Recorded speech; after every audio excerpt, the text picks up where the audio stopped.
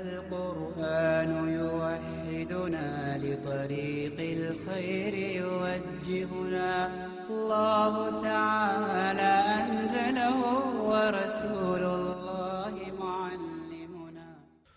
الحمد لله رب العالمين والصلاة والسلام على رسوله محمد وعلى آله وأصحابه أجمعين أما بعد فأعوذ بالله السميع العليم من الشيطان الرجيم بسم الله الرحمن الرحيم. وجاء اور آئے اخوت یوسف علیہ السلام کے بھائی فدخلوا تو داخل ہوئے وہ علیہ اس پر فعرف تو پہچان لیا اس نے ہم ان کو وہم جب کہ وہ لہو اس کے منکرون ناواقف تھے. تو ہم نے پیچھے پڑھا ہے کہ کچھ سال جو تھے وہ خوب بارش برسنے کے تھے اور 7 سال تھے قحط کے. تو اب یہ وقت جب آتا ہے تو 7 سال جو خوب بارش برسنے کے ہیں وہ گزر جاتے ہیں اور قحط شروع ہو جاتا ہے. تو اس دوران جب قحط عام ہو گیا اور مصر میں نہیں بلکہ کنعان تک کا علاقہ جو ہے دور دور کے علاقے وہ بھی بڑے متاثر ہوئے. تو یہ بھائی جو تھے سیدنا یوسف علیہ الصلاۃ والتسلیم کے یہ بھی متاثر ہوئے کہ بھوک ہے قحط ہے. اب یہاں پر نہ کوئی بارش ہے نہ پورے علاقے میں کوئی رویدگی ہے, سبزہ بھی نہیں, جانور ہیں تو وہ بھی مر رہے ہیں, ہم خود بھوکے ہیں, کھانے پینے کو کچھ نہیں. تو انہوں نے یہ سوچا کہ چلتے ہیں مصر جاتے ہیں اور بادشاہ کے پاس جاتے ہیں اور وہ ہر ایک کو دے رہے ہیں تو ہم بھی ذرا ان سے لے لیں. تو اس دوران سیدنا یوسف علیہ الصلاۃ والتسلیم کے پاس یہ منسٹری تھی. تو وہ کیا کر رہے تھے کہ گورنمنٹ کے جتنے بھی خزانے تھے اور اس میں سٹورڈ جو بھی غلہ تھا وہ اس کو مستحقین میں تقسیم کر رہے تھے. تو یہ بات ہر جگہ پھیلی اور پھیلتے پھیلتے ان تک بھی پہنچی سیدنا یوسف علیہ السلام کے بھائیوں تک. تو یہ بھی قافلہ لے کے وہاں پہنچ گئے. خواہش یہی تھی کہ شاید بادشاہ ہمیں بھی کچھ دے دے تاکہ ہم اپنی آپ کے لیے, اپنے بچوں کے لیے, بیویوں کے لیے کچھ نہ کچھ سٹور کر لیں اور جی سکیں. تو بہرحال یہ بھائی وہاں پہنچے اور سیدنا یوسف علیہ الصلاۃ والتسلیم کی خدمت میں حاضر ہوئے. تو جو ہی حاضر ہوئے فدخلوا علیہ فعرفہم, تو سیدنا یوسف علیہ السلام نے ان کو پہچان لیا, وہ یہ تو میرے بھائی ہیں. تو یہ ظاہر ہے بڑا عرصہ 40 سال سے بھی زائد عرصہ گزر گیا. تو بھائیوں کو دیکھا 7 یعنی 11 بھائی یا جتنے بھی تھے 10 تھے 11 تھے, وہ سارے جب اکٹھے آئے سیدنا یوسف علیہ السلام کے پاس تو سیدنا یوسف پہچان گئے. کوئی گفتگو میں بھی پہچان گئے ہوں گے, کچھ دیکھا ہوگا کہاں سے آئے ہو, کیا کرتے ہو. انسان پوچھتا ہے, ذرا انکوائری کرتا ہے, تب جا کے نا کچھ تھوڑا سا دوسرے کی ہیلپ کرتا ہے نا. تو فعرفہ, تو سیدنا یوسف علیہ السلام نے ان کو پہچان لیا. وَهُمْ لَهُ مُنْكِرُونَ, جبکہ وہ اس کو نہ پہچانتے تھے, وہ نہ پہچان سکے کہ یہ ہمارا بھائی ہے, کیونکہ بڑا عرصہ لمبا گزر چکا تھا اس وجہ سے.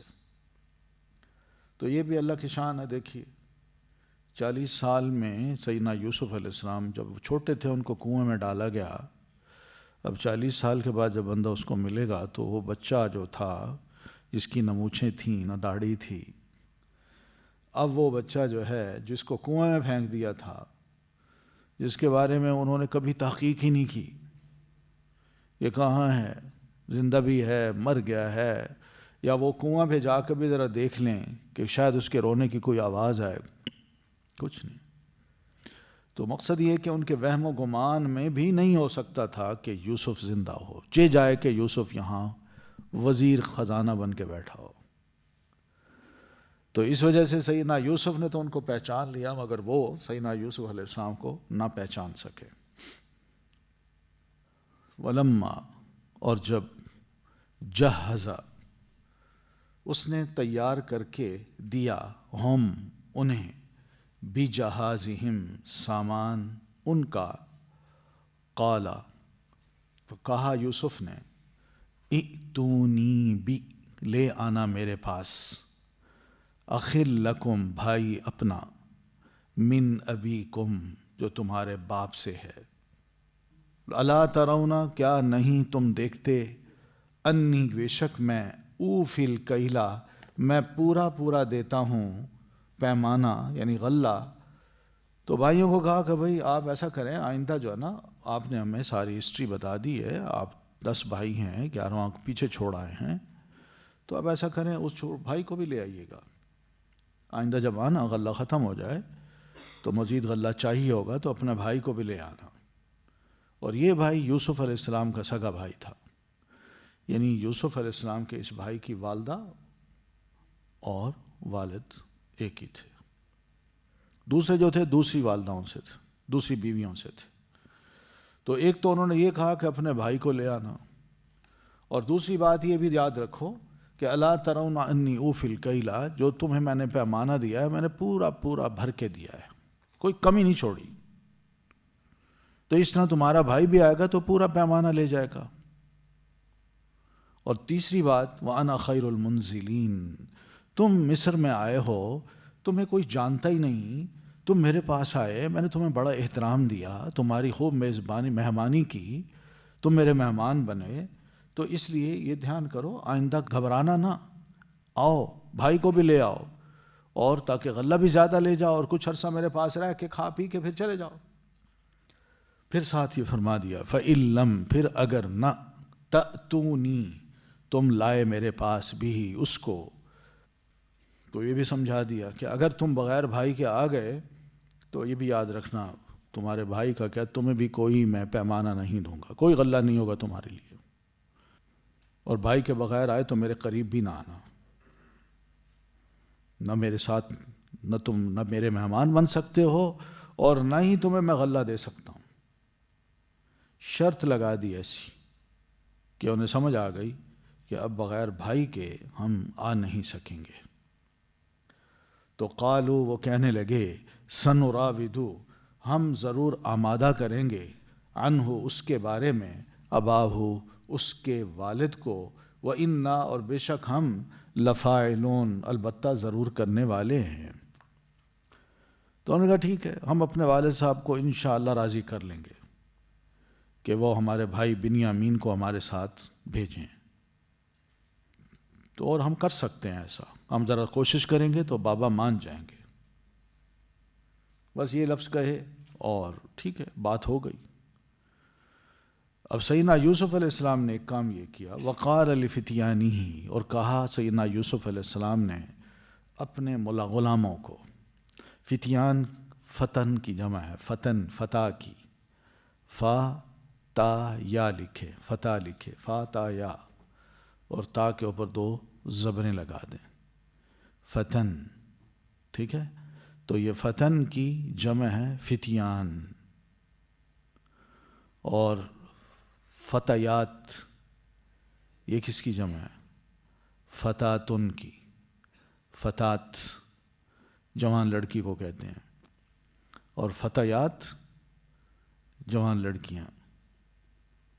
ٹھیک ہے، تو یہ میل فیمیل کو یاد رکھیے گا، ایک مذکر ہے ایک فتن کی مؤنث کیا ہے؟ فتاتن. اور فتن کی جمع کیا ہے؟ فتیان. اور ایک اور جمع بھی آتی ہے، انہم فتیتن، ہے نا، بے شک وہ نوجوان تھے. تو فتن کی جمع فتیان بھی ہے اور فتیتن بھی ہے. اور فتات کی جمع کیا ہے؟ فتیات. تو وقال لفتیانہ، اور کہا یوسف علیہ السلام نے اپنے جوانوں کو، اجعلوا، رکھ دو، بضاعتہم، پونجی ان کی، سرمایہ ان کا، فی رحالہم، ان کے سامان سفر میں، لعلہم، شاید کہ وہ، یعرفونہا، وہ اسے پہچان جائیں، اذا انقلبوا، جب وہ پلٹیں، انقلبوا، انقلاب سے ہے. انقلاب کس کو کہتے ہیں؟ انقلاب جب ملک میں آتا ہے تو کیا ہوتا ہے؟ یعنی شاید یوں ہوتی ہے نا، یوں ہو جاتی ہے نا، جو کرسی صدارت پہ بیٹھا ہے وہ یوں ہو کے جیل میں چلا گیا، یہی ہوتا ہے نا. تو اس کو کہتے ہیں انقلاب.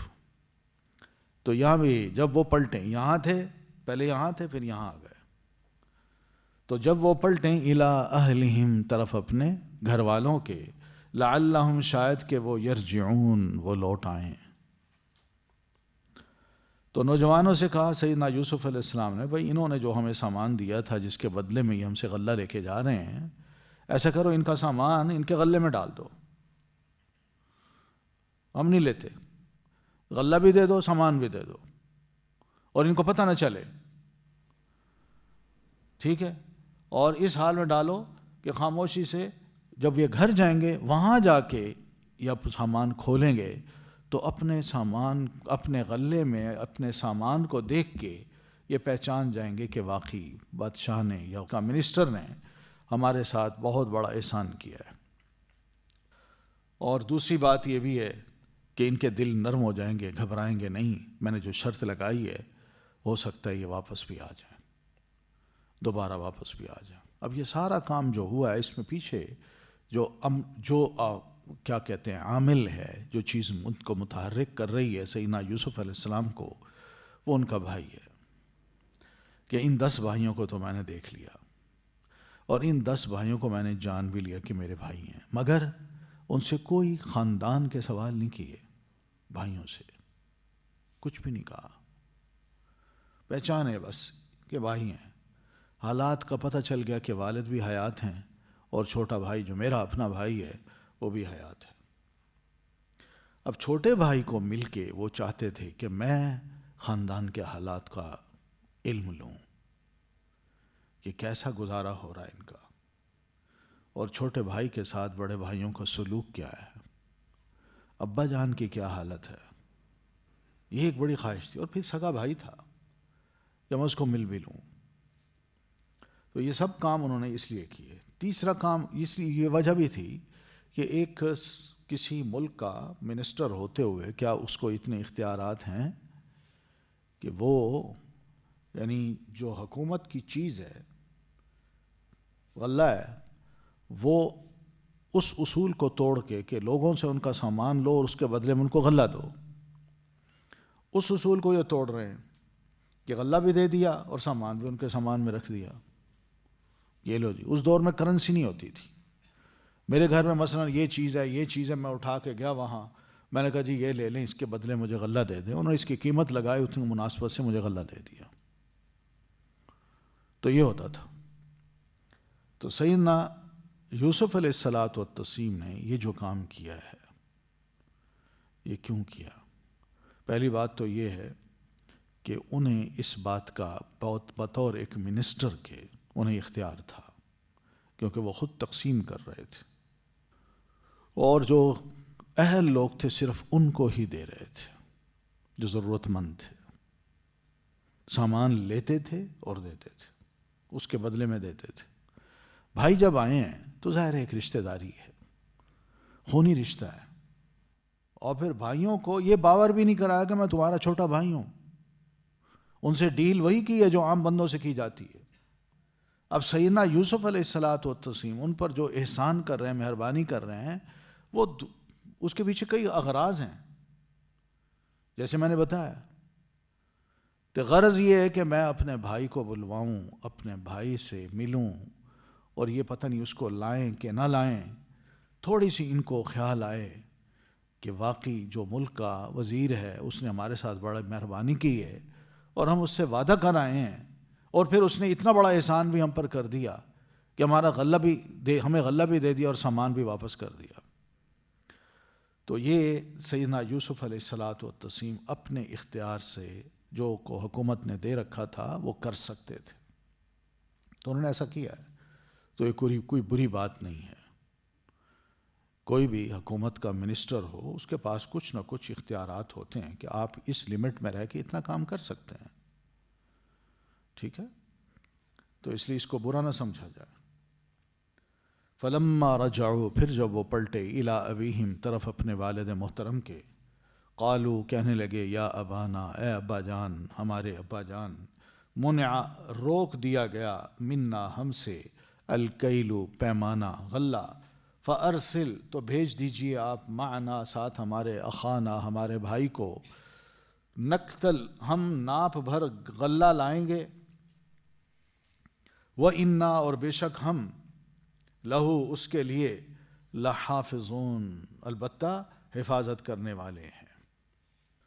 تو واپس پہنچے اتنا بڑا غلہ لے کے تو ابا جان کو یہ بات کرتے ہیں، کہتے ہیں ابا جان مسئلہ یہ ہے کہ آئندہ ہم غلہ نہیں لے سکتے. میں کہا وہ کیوں؟ بتایا کہ اس طرح بادشاہ نے یا وزیر نے ہمیں کہا ہے کہ اپنے بھائی کو لائیے تاکہ تم 1 اونٹ برابر غلہ اور لے جاؤ، تو ورنہ ہمیں نہیں ملے گا. اور دوسری بات یہ ہے کہ آپ ہمیں ہمارے ساتھ اس بھائی کو بھیج دیجئے وَإِنَّا لَهُ لَحَافِظُونَ ہم یقیناً اس کی حفاظت کرنے والے ہیں. اب یہ جو جملہ انہوں نے ایڈ کیا صرف اس لیے کیا کہ پہلے بھی اس کے چھوٹے بھائی کو ہم لے گئے تھے، تو ابا جان کو اب کہا کہ اس بڑے بھائی اس کو بھیجیے، تو انہوں نے پھر یہی بات کرنی ہے. تو اس لیے پہلے یقین دلا رہے ہیں کہ ابا جان ہم اس کی یقیناً حفاظت کریں گے، ہم حفاظت کرنے والے ہیں، تو آپ تسلی رکھیں. تو سیدنا یعقوب علیہ الصلاۃ والتسلیم نے یہ ساری بات جب سنی، یہ کیا ہے کہ یہ مجھے کہہ رہے ہیں، تو ان کو پرانا وقت یاد آ گیا. تو اب یہاں اس میں جو لفظ ہے نا، ایک لفظ ہے نقتل، نقتل کیل سے ہے. تو نقتل کا کیا مطلب ہے کہ جو کیل ہمیں ملتا تھا وہ اب نہیں ملے گا. اور کیل سے مراد کیا ہے؟ اونٹ، 1 اونٹ جتنا وزن غلے کا اٹھا سکتا ہے وہ مراد ہے. تو نقتل باب کون سا ہے؟ اکتال یکتال اکتیالن، باب کون سا ہے؟ افتعال ہے. تو باب افتعال میں یہ مطلب ہے کہ ہم ناپ بھر غلہ لائیں گے، یعنی جو 1 فرد کا غلہ ہوگا 1 اونٹ کے برابر، وہ ہم مزید لائیں گے. 10 تو لائیں گے نا اپنے، لیکن 11واں جائے گا تو 11ویں کا اونٹ بھی فل ہو کے آئے گا، وہ بھی خوب غلہ لائے گا. تو اس وجہ سے ہم کہہ رہے ہیں کہ آپ ہمارے بھائی کو ہمارے ساتھ بھیج دیجئے. وَإِنَّا لَهُ لَحَافِظُونَ اور ہم یقین دلاتے ہیں کہ سفر میں اس کو کوئی تکلیف نہیں ہوگی، اور اگر ہوا بھی صحیح تو ہم آگے ہوں گے اس کی حفاظت کرنے والے. قالا کہا سیدنا یعقوب علیہ السلام نے، ہل کیا آمنکم میں اعتبار کر سکتا ہوں تم پر، علیہ اس کے معاملے میں. تو سیدنا یعقوب علیہ السلام نے فرمایا تم یہ بات کرتے ہو، تمہیں یاد ہے اس کے بھائی کے بارے میں تمہیں کہا تھا ارسلہ معنا غدا یرتع ویلعب وإنا لہ لحافظون، اس کو بھیج دیجیے ہمارے ساتھ، وہاں چرے گا، کھیلے گا، دوڑے گا، اور ہم اس کی حفاظت کرنے والے ہیں. پہلے تم نے یہ بات کہی تھی نا، پھر اس کے بعد یہ ہوا کہ تم نے اپنی جو بھی گارنٹی دی تھی اس میں تم نے خیانت کی. تو میں تم پر کیسے اعتبار کر سکتا ہوں اب کہ میں اس چھوٹے بیٹے کو میں تمہارے ساتھ بھیج دوں.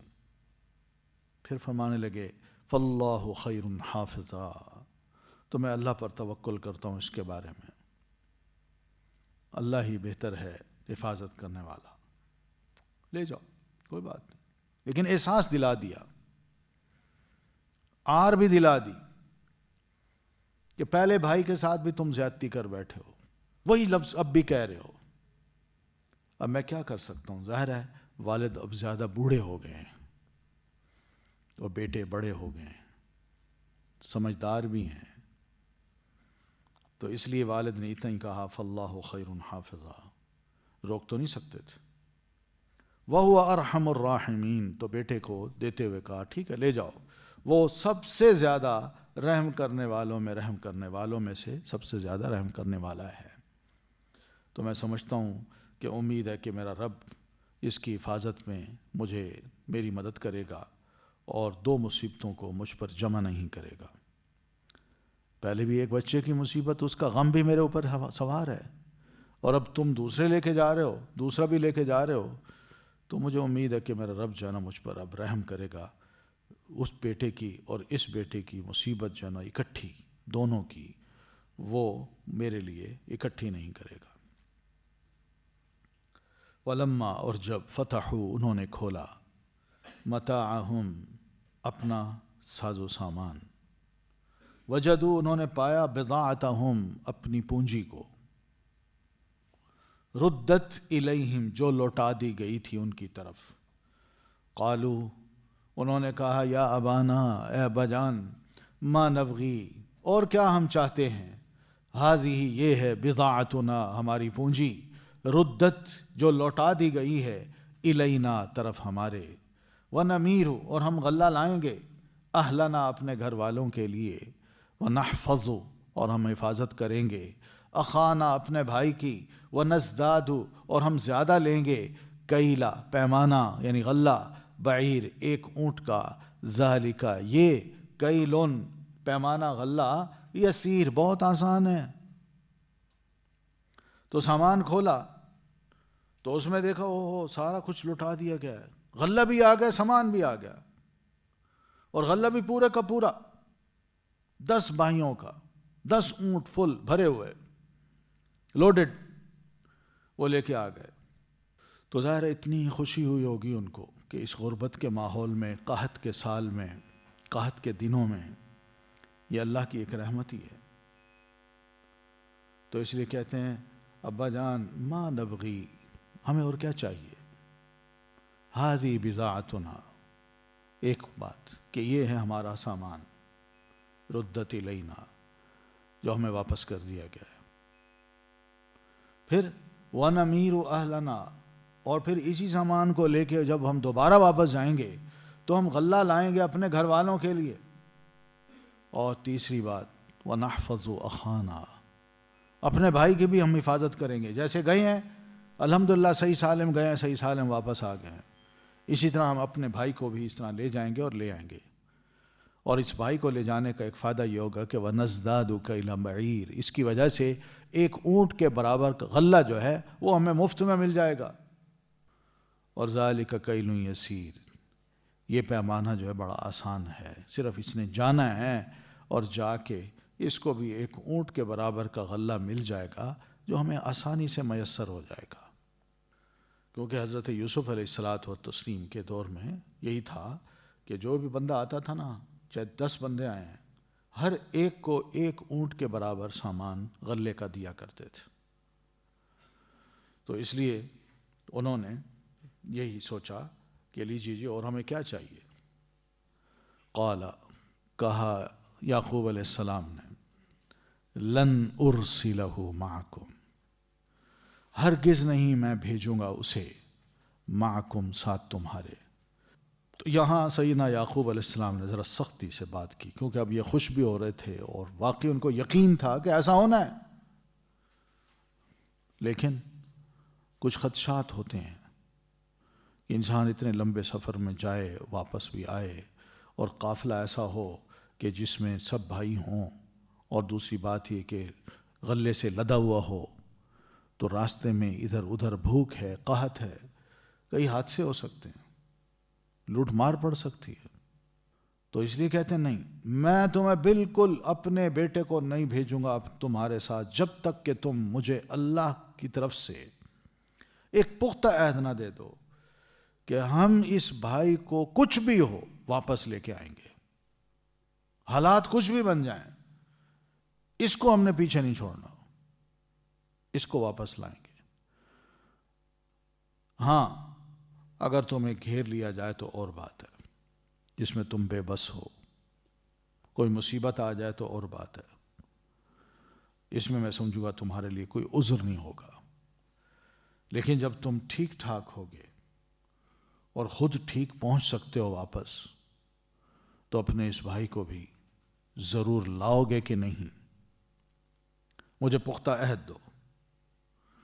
تو بھائیوں نے سب نے کہا ٹھیک ہے جناب، ہم پختہ عہد دیتے ہیں ابا جان آپ کو کہ آپ بالکل بے فکر رہیں، ہم اس بھائی کو ضرور ہر صورت میں واپس لائیں گے، اور دوسری بات یہ کہ قال اللہ علی ما نقول وکیل، یعقوب علیہ السلام نے سنتے ہی فرمایا ٹھیک ہے، اب اللہ جو کچھ ہم کہہ رہے ہیں اس پر نگہبان ہے، وہ خود اس کو جانتا ہے، وہ خود اس کا گواہ ہے۔ تو بھائی اب روانہ ہوتے ہیں، قافلہ تیار ہے، بنیامین بھی اب ساتھ جا رہے ہیں۔ اب نکلتے وقت والد تھوڑی سی نصیحت کرتے ہیں، اور یہ نصیحت کوئی بری بات نہیں ہے، اس لیے کہ 11 بھائی خوبصورت، جسم و جان کے اچھے، صحت مند، وہ جب نکلیں اکٹھے جا رہے ہوں تو لوگوں کی نظریں بھی پڑتی ہیں۔ 11 بھائی ہے نا، تو نظر بھی لگ جاتی ہے۔ تو ایسی صورت میں سیدنا یعقوب علیہ الصلاۃ والتسلیم اپنے بچوں کو روانہ کرتے وہ بچے کوئی ہوں گے 50-60 سال کے درمیان کے ہیں گے، کوئی چھوٹے نہیں ہیں، لیکن والد کے سامنے تو بچے بچے ہی ہیں نا، ہے نا۔ 100 سال کا والد ہو اور 80 سال کا اس کا بیٹا ہو، تو اس نے تو وہی بچپن میں جو نام رکھا ہوگا باپ نے، وہ تو اس بیٹے کو بھی وہی بچپن کا نام سے ہی یاد کرے گا، ہے نا، یا کوئی اور نام ہوتا ہے؟ وہی بچپن کا نام، پولیا، پپو، جو بچپن میں نام رکھا وہی بڑا ہو کے بھی چاہے وہ دادا بنا ہوا ہے، لیکن باپ کے سامنے وہ بیٹا بیٹا ہی ہے، چھوٹا ہی ہے، ٹھیک ہے نا۔ تو والد اسی طرح اپنے بچوں کے بارے میں سوچ رہے ہیں اور ان کو تھوڑا سا سمجھانا چاہتے ہیں۔ کہتے ہیں یا بنیا، وقالا، اور کہا یعقوب علیہ السلام نے، یا بنیا، اے میرے بیٹو۔ یہ بنیا کیا تھا؟ بنینا یا، بنینا یا تھا، بنینا بیٹے اور یا میرے، تو یا کو نون کو کاٹ دیا اور یا کو یا میں ملا کے بنیہ بنا دیا۔ اے میرے بیٹو، لا تدخلوا، نہ تم داخل ہونا۔ اب بیٹوں کو نصیحت کرتے ہیں کہ بیٹا دھیان کرنا، ایک ہی دروازے سے اکٹھے داخل نہ ہونا۔ مثلا یہ گیٹ ہے، اب 11 بھائی کے بھائی ایسے اکٹھے داخل نہ ہونا، کیونکہ جب داخل ہو گئے تو شہری لوگوں کی ایسی نظر پڑے گی، یہ کون ہے بھائی؟ ہو سکتا ہے وہ سمجھیں کہ بھئی یہ تو کوئی لڑائی لڑنے آئے ہیں، تو شہر کو فتح کرنے آئے ہیں بھائی، یہ اکٹھے آئے ہیں، ضرور یہ کوئی گینگ ہے، کوئی لوٹ مار مچائے گی۔ تو ایسی صورت میں فورسز کو بھی شک ہوتا ہے کہ یہ جو اکٹھے آ رہے ہیں یہ کون ہے، پکڑو ان کو، لے چلو ان کو۔ تو اس خیال سے بھی والد نے کہا بیٹا ایسا کام نہ کرنا، اکٹھے ایک ہی دروازے میں داخل نہ ہونا۔ اور دوسری بات یہ بھی ہو سکتی ہے کہ اکٹھے جب داخل ہوں تو ہو سکتا ہے دیکھنے والوں کی کوئی نظریں ایسی ہوں کہ جس سے نظر لگ جائے ان بھائیوں کو، کیا زبردست نوجوان ہے جی، ہاں بھائی ہیں، دیکھیں ایک جیسی شکلیں ہیں، صحت مند ہیں، لمبے تڑنگے ہیں، کئی باتیں ہوتی ہیں، لوگ نظر لگا دیتے ہیں۔ تو والد محترم ان کو یہ نصیحت کر رہے ہیں کہ بیٹا دھیان کرنا، ایک ہی دروازے سے اکٹھے داخل نہ ہونا، بلکہ کیا کرنا، وَادْخُلُوا مِنْ أَبْوَابٍ مُتَفَرِّقَةٍ، شہر کے جو مختلف دروازے ہیں نا، تو اس سے کچھ کوئی ادھر سے چلا جائے، کوئی ادھر سے، کوئی ادھر سے، کوئی ادھر سے، تو اس طرح مختلف دروازوں سے شہر کے اندر داخل ہونا۔ بس ساتھ یہ کہہ کے پھر فرماتے ہیں وَمَا أُغْنِي عَنْكُم مِّنَ اللَّهِ مِن شَيْءٍ، باقی اللہ تعالیٰ نے اگر کچھ تمہارے مقدر میں کوئی نقصان لکھ رکھا ہے تو ظاہر ہے میں تمہارے کوئی کام نہیں آ سکتا۔ یہ ایک بظاہر ایک ترکیب ہے جو میں نے سوچی ہے، ایک خدشہ ہے جس کو دور کرنے کے لیے میں تمہیں یہ تجویز دے رہا ہوں، مگر اللہ تعالیٰ نے اگر تمہارے مقدر میں کوئی تکلیف لکھ رکھی ہے تو ایسی صورت میں کوئی کام نہیں آ سکتا، میں کچھ نہیں کر سکتا۔ اللہ کے فیصلے اٹل ہیں،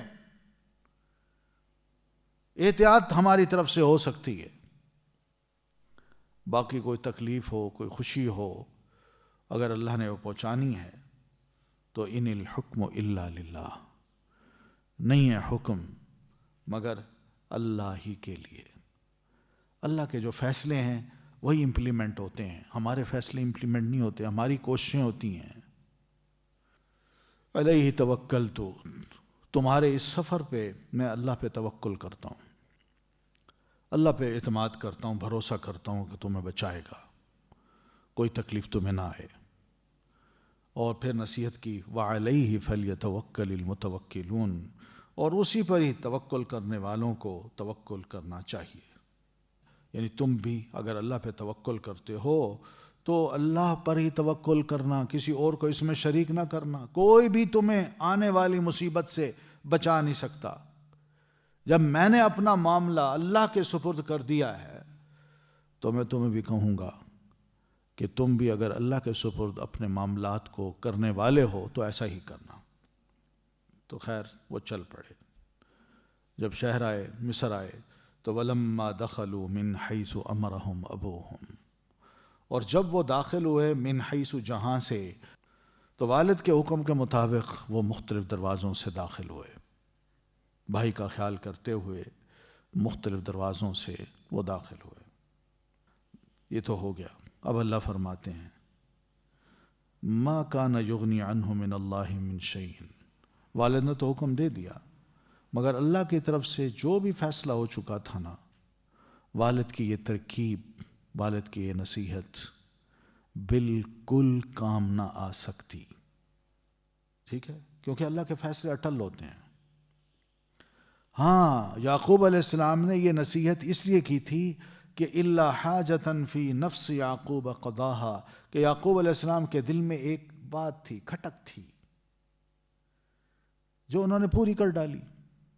انہوں نے کہہ دیا کہ بیٹا ایک دروازے سے داخل نہ ہونا، سمجھ آئے نہیں؟ ورنہ ایک دروازے سے داخل ہوتے وہ، اور اللہ کا فیصلہ یہی ہو کہ ان کو کوئی کچھ نہیں کر سکتا، تو کوئی حرج نہیں تھا، وہ داخل ہو سکتے تھے۔ مگر یعقوب علیہ السلام کے دل میں کھٹک تھی کہ میرے بچے ہیں، یہ جا رہے ہیں، یہ ایک ہی دروازے سے داخل ہوئے تو کہیں ان پر کوئی الزام نہ لگ جائے، کوئی ان کو یہ نہ سمجھے کہ یہ اٹیک کرنے آئے ہیں، شہر کو لوٹنے آئے ہیں، کوئی گینگ ہے، تو ایسے خام خواہ مصیبت میں پڑ جائیں گے، یا پھر یہ کہ لوگوں کی نظریں نہ لگ جائیں۔ تو اس وجہ سے انہوں نے نصیحت کر دی بچوں کو۔ بس کھٹک ہو تو ایسے ہوتا ہے، ورنہ اللہ فرماتے ہیں کہ اللہ نے جو فیصلے کیے ہوتے ہیں وہ اٹل ہوتے ہیں۔ ایسی صورت میں یعقوب علیہ السلام کی یہ تجاویز بھی کام نہیں آ سکتی تھی اگر اللہ کا یہ فیصلہ ہوتا۔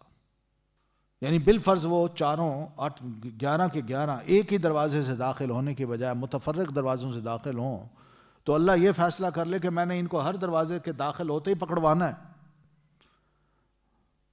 تو کون روک سکتا تھا؟ تو بس یہ خواہش ہوتی ہے، اور والدین ظاہر ہے اولاد کے بارے میں بڑے حساس ہوتے ہیں، اور وہ چاہتے ہیں کہ ہمارے بچوں کو کوئی تکلیف نہ پہنچے۔ بچے کو تکلیف کم آئے گی، والد کو اور والدہ کو تکلیف زیادہ ہوگی۔ یہ ایک حقیقت ہے، یہ میں حقیقت بتا رہا ہوں۔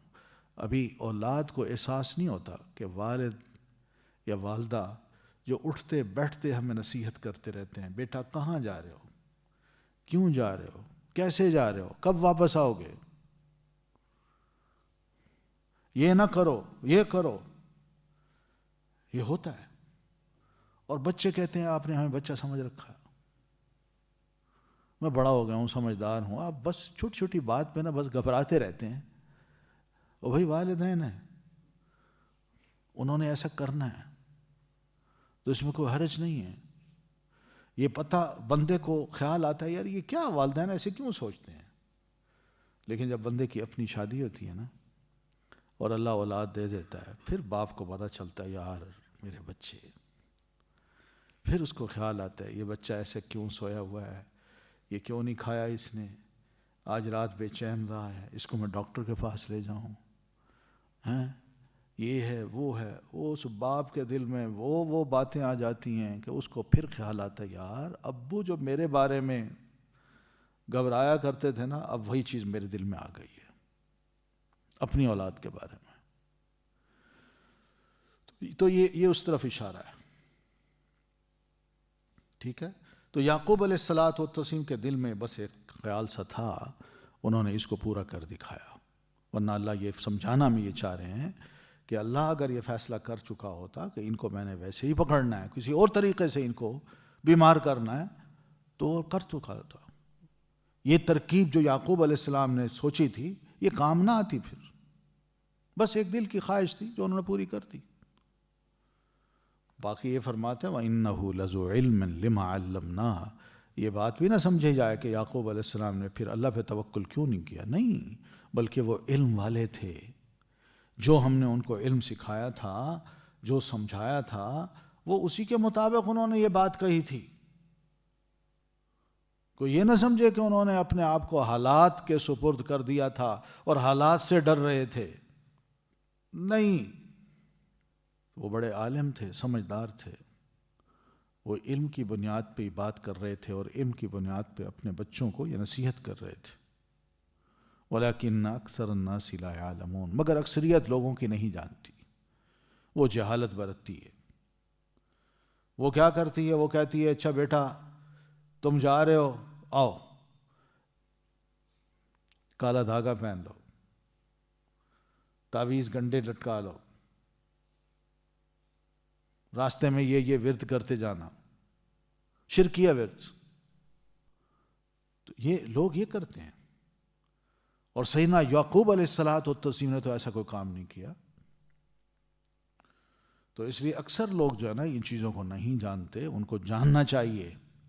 یعقوب علیہ السلام کے دل میں بحیثیت ایک باپ کے اپنے بچوں کے بارے میں جو لمبے سفر پہ جا رہے تھے اور قحط تھا، کئی خطرات تھے اس سفر میں، جانے کے بھی اور آنے کے بھی، اور شہر کے اندر اکٹھا داخل ہونے کے بھی. تو انہوں نے تمام چیزوں کو اپنے دل میں رکھ کے ایک چھوٹی سی نصیحت کر دی تھی. تو یہ کوئی بری نصیحت نہیں ہے. ٹھیک ہے. جیسے آپ پڑھیں گے آگے کہ دو دوست تھے. ایک دوست اپنے دوست کو باغ میں لے گیا، تو باغ میں لے جا کے اپنے باغ کو لہلہاتا پھلوں سے لدا دیکھ کے اپنے دوست کو کہتا ہے ما اظن ان تبید ھذی ابدا. میں نہیں سمجھتا کہ اتنا بھرا بھرا باغ جو ہے کبھی برباد ہو سکے. اکڑا. اور پھر کہتا ہے وما اظن الساعۃ قائمۃ. میں نہیں سمجھتا کہ قیامت بھی ہوگی. اب وہ دوست اس کو کیا کہتا ہے؟ وقال وهو يحاوره اکفرت بالذی خلقک من تراب ثم من نطفہ ثم سواک رجلا لکنہ اللہ ربی ولا اشرک بربی احدا.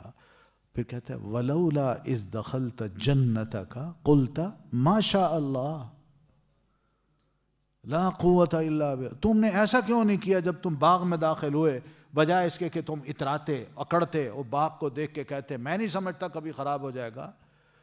تم نے یہ کیوں نہیں کیا؟ ما شاء اللہ، یعنی اللہ نے جو چاہا ہے مجھے نصیب کیا ہے. لا قوت الا باللہ. یہاں قوت اگر کام کر رہی ہے تو صرف اللہ تعالیٰ کی، کسی کی نہیں. مراد یہ کہ تمہیں یہ کہنا چاہیے تھا. تم تو اکڑ بیٹھے اور کفر کر بیٹھے، اللہ کی دی ہوئی نعمت کی ناشکری کرنے لگے. بس اتنی سی بات تھی. اب کیا ہوا؟ اس کفر پہ اللہ تعالیٰ نے ہوا بھیجی اور اس باغ کو بالکل ایسے بنا دیا جیسے کہ اس میں ہل چلا دیا گیا ہو. ہر شے کچرا کچرا کر دی. تو یہ وہ چیز ہے. تو ہمیں بھی سمجھایا یہ قرآن مجید نے کہ انسان جب اپنی نعمت بھری چیز کو دیکھے، کسی اچھی چیز کو دیکھے جو اس کو بھلی لگتی ہے اور اللہ نے بطور نعمت کے اس کو عطا کر رکھی ہے، تو اس پر ماشاء اللہ پڑھ لے، لا قوت الا باللہ کہہ دے. بس یعنی میں تمہارے ساتھ تھا، میں نے تو تمہارے باغ کو دیکھے ابھی کچھ کمنٹ نہیں دیے، تم نے اس طرح کے کیوں دے دیے؟ یہ تو ناشکری کے کمنٹس ہیں. تو یہ وہ چیز ہے جس کو ہم نے سمجھنی ہے. وَلَمَّا دَخَلُوا عَلَى يُوسُفَ. اور جب وہ داخل ہوئے یوسف پر، آوا اس نے جگہ دی، الیہ اپنے پاس، اخاہ اپنے بھائی کو، قال اس نے کہا، انی بے شک میں، انا میں، اخو کا تیرا بھائی ہوں، فلا تو نہ تب تئس تو رنج کر. اب سیدنا یوسف علیہ السلام پھر ان کو ریسیو کرتے ہیں اور ریسیو کر کے اپنے بھائی کو جو بنیامین تھے ان کو بھی خوش آمدید کہتے ہیں اور انہیں مہمان خانے میں سب بھائیوں کو اتارتے ہیں، عزت دیتے ہیں۔ تو بھائی کو بھی جو بنیامین تھے ان کو بھی بہرحال مہمان خانے میں لے آئے کہ یہ آپ کا کمرہ ہے۔ پھر اس کے بعد اسی بھائی کے ساتھ علیحدگی میں بیٹھ کے ان کو اپنے بارے میں بتاتے ہیں کہ میں یوسف ہوں، تمہارا بھائی ہوں، اور اللہ نے مجھے یہ مقام دیا ہے۔ اس لیے بھائی جو کچھ بھی ان سے ہوا ہے میرے بارے میں یا تمہارے بارے میں، اب غم کرنے کی ضرورت نہیں ہے۔ بس اتنا کام کرنا کہ اپنے بارے میں یا میرے بارے میں ان کو نہ بتانا کہ ہم دونوں بھائی ہیں، یہ میرے اور تمہارے درمیان ایک راز ہے۔ اور بیچ میں یہ بھی بتا دیا کہ میں کچھ کروں گا تو تم نہ بس خاموش رہنا، اور تاکہ تم میرے پاس رہو، تمہیں مزید عزت دے سکوں، تمہارا مزید اکرام کر سکوں۔ تو فلا تبتئس، تو بھائی غم نہ کرنا، بما کانوا یعملون، ان باتوں پر جو تھے وہ کیا کرتے تھے۔ مراد یہ ہے کہ انہوں نے ماضی میں ہمارے ساتھ جو کچھ بھی کیا، اب غم کرنے کی ضرورت نہیں ہے۔ اللہ تعالیٰ نے ہمیں بہت کچھ نصیب کر دیا ہے، اور اللہ کا شکر ہے کہ ہم آج کے دن پہلے کا زمانے سے کہیں بہتر ہیں، تو اس لیے گھبرانے کی اب ضرورت نہیں ہے۔ تو خیر، اس طرح آپس میں ان دونوں بھائیوں کا تعارف ہو گیا اور طے ہو گیا کہ اب ہم کیا کرنے والے ہیں۔ تو فلما جہزہم، اب ان کا سامان تیار ہوتا ہے، پھر جب جہزا، اس نے تیار کر کے دیا، ہم انہیں، بجہازہم، ان کے سامان کو۔ جہاز اردو کا لفظ ہے، ہم نے جہاز کس کو بنا دیا، لیکن جہاز اصل میں کہتے ہیں سامان کو۔ تو یہ بڑا جہاز جو تھا نا، یہ سامان شروع میں یہ سامان اٹھا کے جاتا تھا، ٹھیک ہے نا، تو اس لیے اس کو کہہ دیتے جہاز، کہ بڑی شے ہے، اس کے اندر بڑا سامان آتا ہے، تو اس لیے اس کو جہاز کہہ دیا، ٹھیک ہے۔ ورنہ ہے تو کیا، پرندے کی طرح ہے۔ چلے، فلما، پھر جب، جہزا، اس نے تیار کر کے دیا، ہم انہیں، بجہازہم، سامان ان کا، جعلا، اس نے رکھ دیا، السقایۃ، پیالہ، فی رحلی، سامان میں، اخیہ، اپنے بھائی کے، ثم، پھر، اذن، پکارا، مؤذن، پکارنے والے نے، ایتھا العیر، او قافلے والو۔ بہرحال یہی کچھ ہوا۔ تو سیدنا یوسف علیہ السلام نے ان کے سامان کو دیکھا، ان کی ضروریات کو دیکھا، اور وہ پوری کر دیں کہ لیں جی، یہ غلہ ہے، ہر ایک کو ایک ایک اونٹ کے برابر غلہ دے دیا، اور ان کا سامان تیار ہوا، اونٹ پہ باندھ دیا گیا، اور جب جانے لگے تو اس دوران، اس عرصے میں سیدنا یوسف علیہ السلام نے اپنے بندوں سے کہا کہ یہ جو سقایا ہے، سقایا کس کو کہتے ہیں، پیالہ، یہ بادشاہ کا پیالہ تھا۔ تو یا سیدنا یوسف علیہ السلام اس میں پانی پیا کرتے تھے۔ السقایا اصل میں کہتے ہیں وہ برتن جس میں پانی پیا جائے۔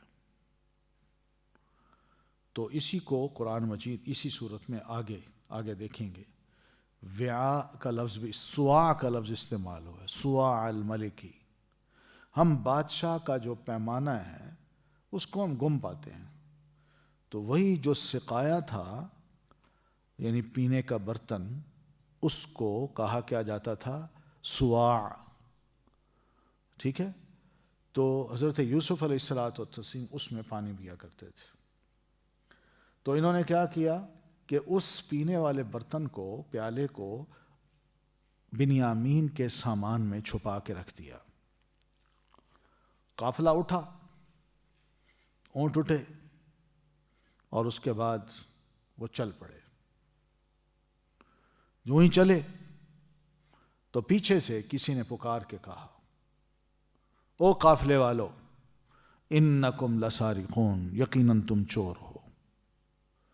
بہت بڑا الزام ہے، بہت بڑا۔ قالو، انہوں نے کہا، وَأَقْبَلُوا، جبکہ وہ متوجہ ہوئے، علیہم، ان کی طرف، ماذا، کیا کچھ، تفقدون، تم گم پاتے ہو۔ تو انہوں نے جو ہی یہ سنا کہ ہمیں چور کہا جا رہا تو سب نے انہی کی طرف چہرہ پھیر لیا، ان کی طرف متوجہ ہوئے۔ انہوں نے کہا بھائی کیا مسئلہ ہے، کیا چیز تم نے گم پائی ہے جو ہمیں الزام دے رہے ہو کہ ہم اٹھا کے لے جا رہے ہیں، کیا چوری کی ہے ہم نے؟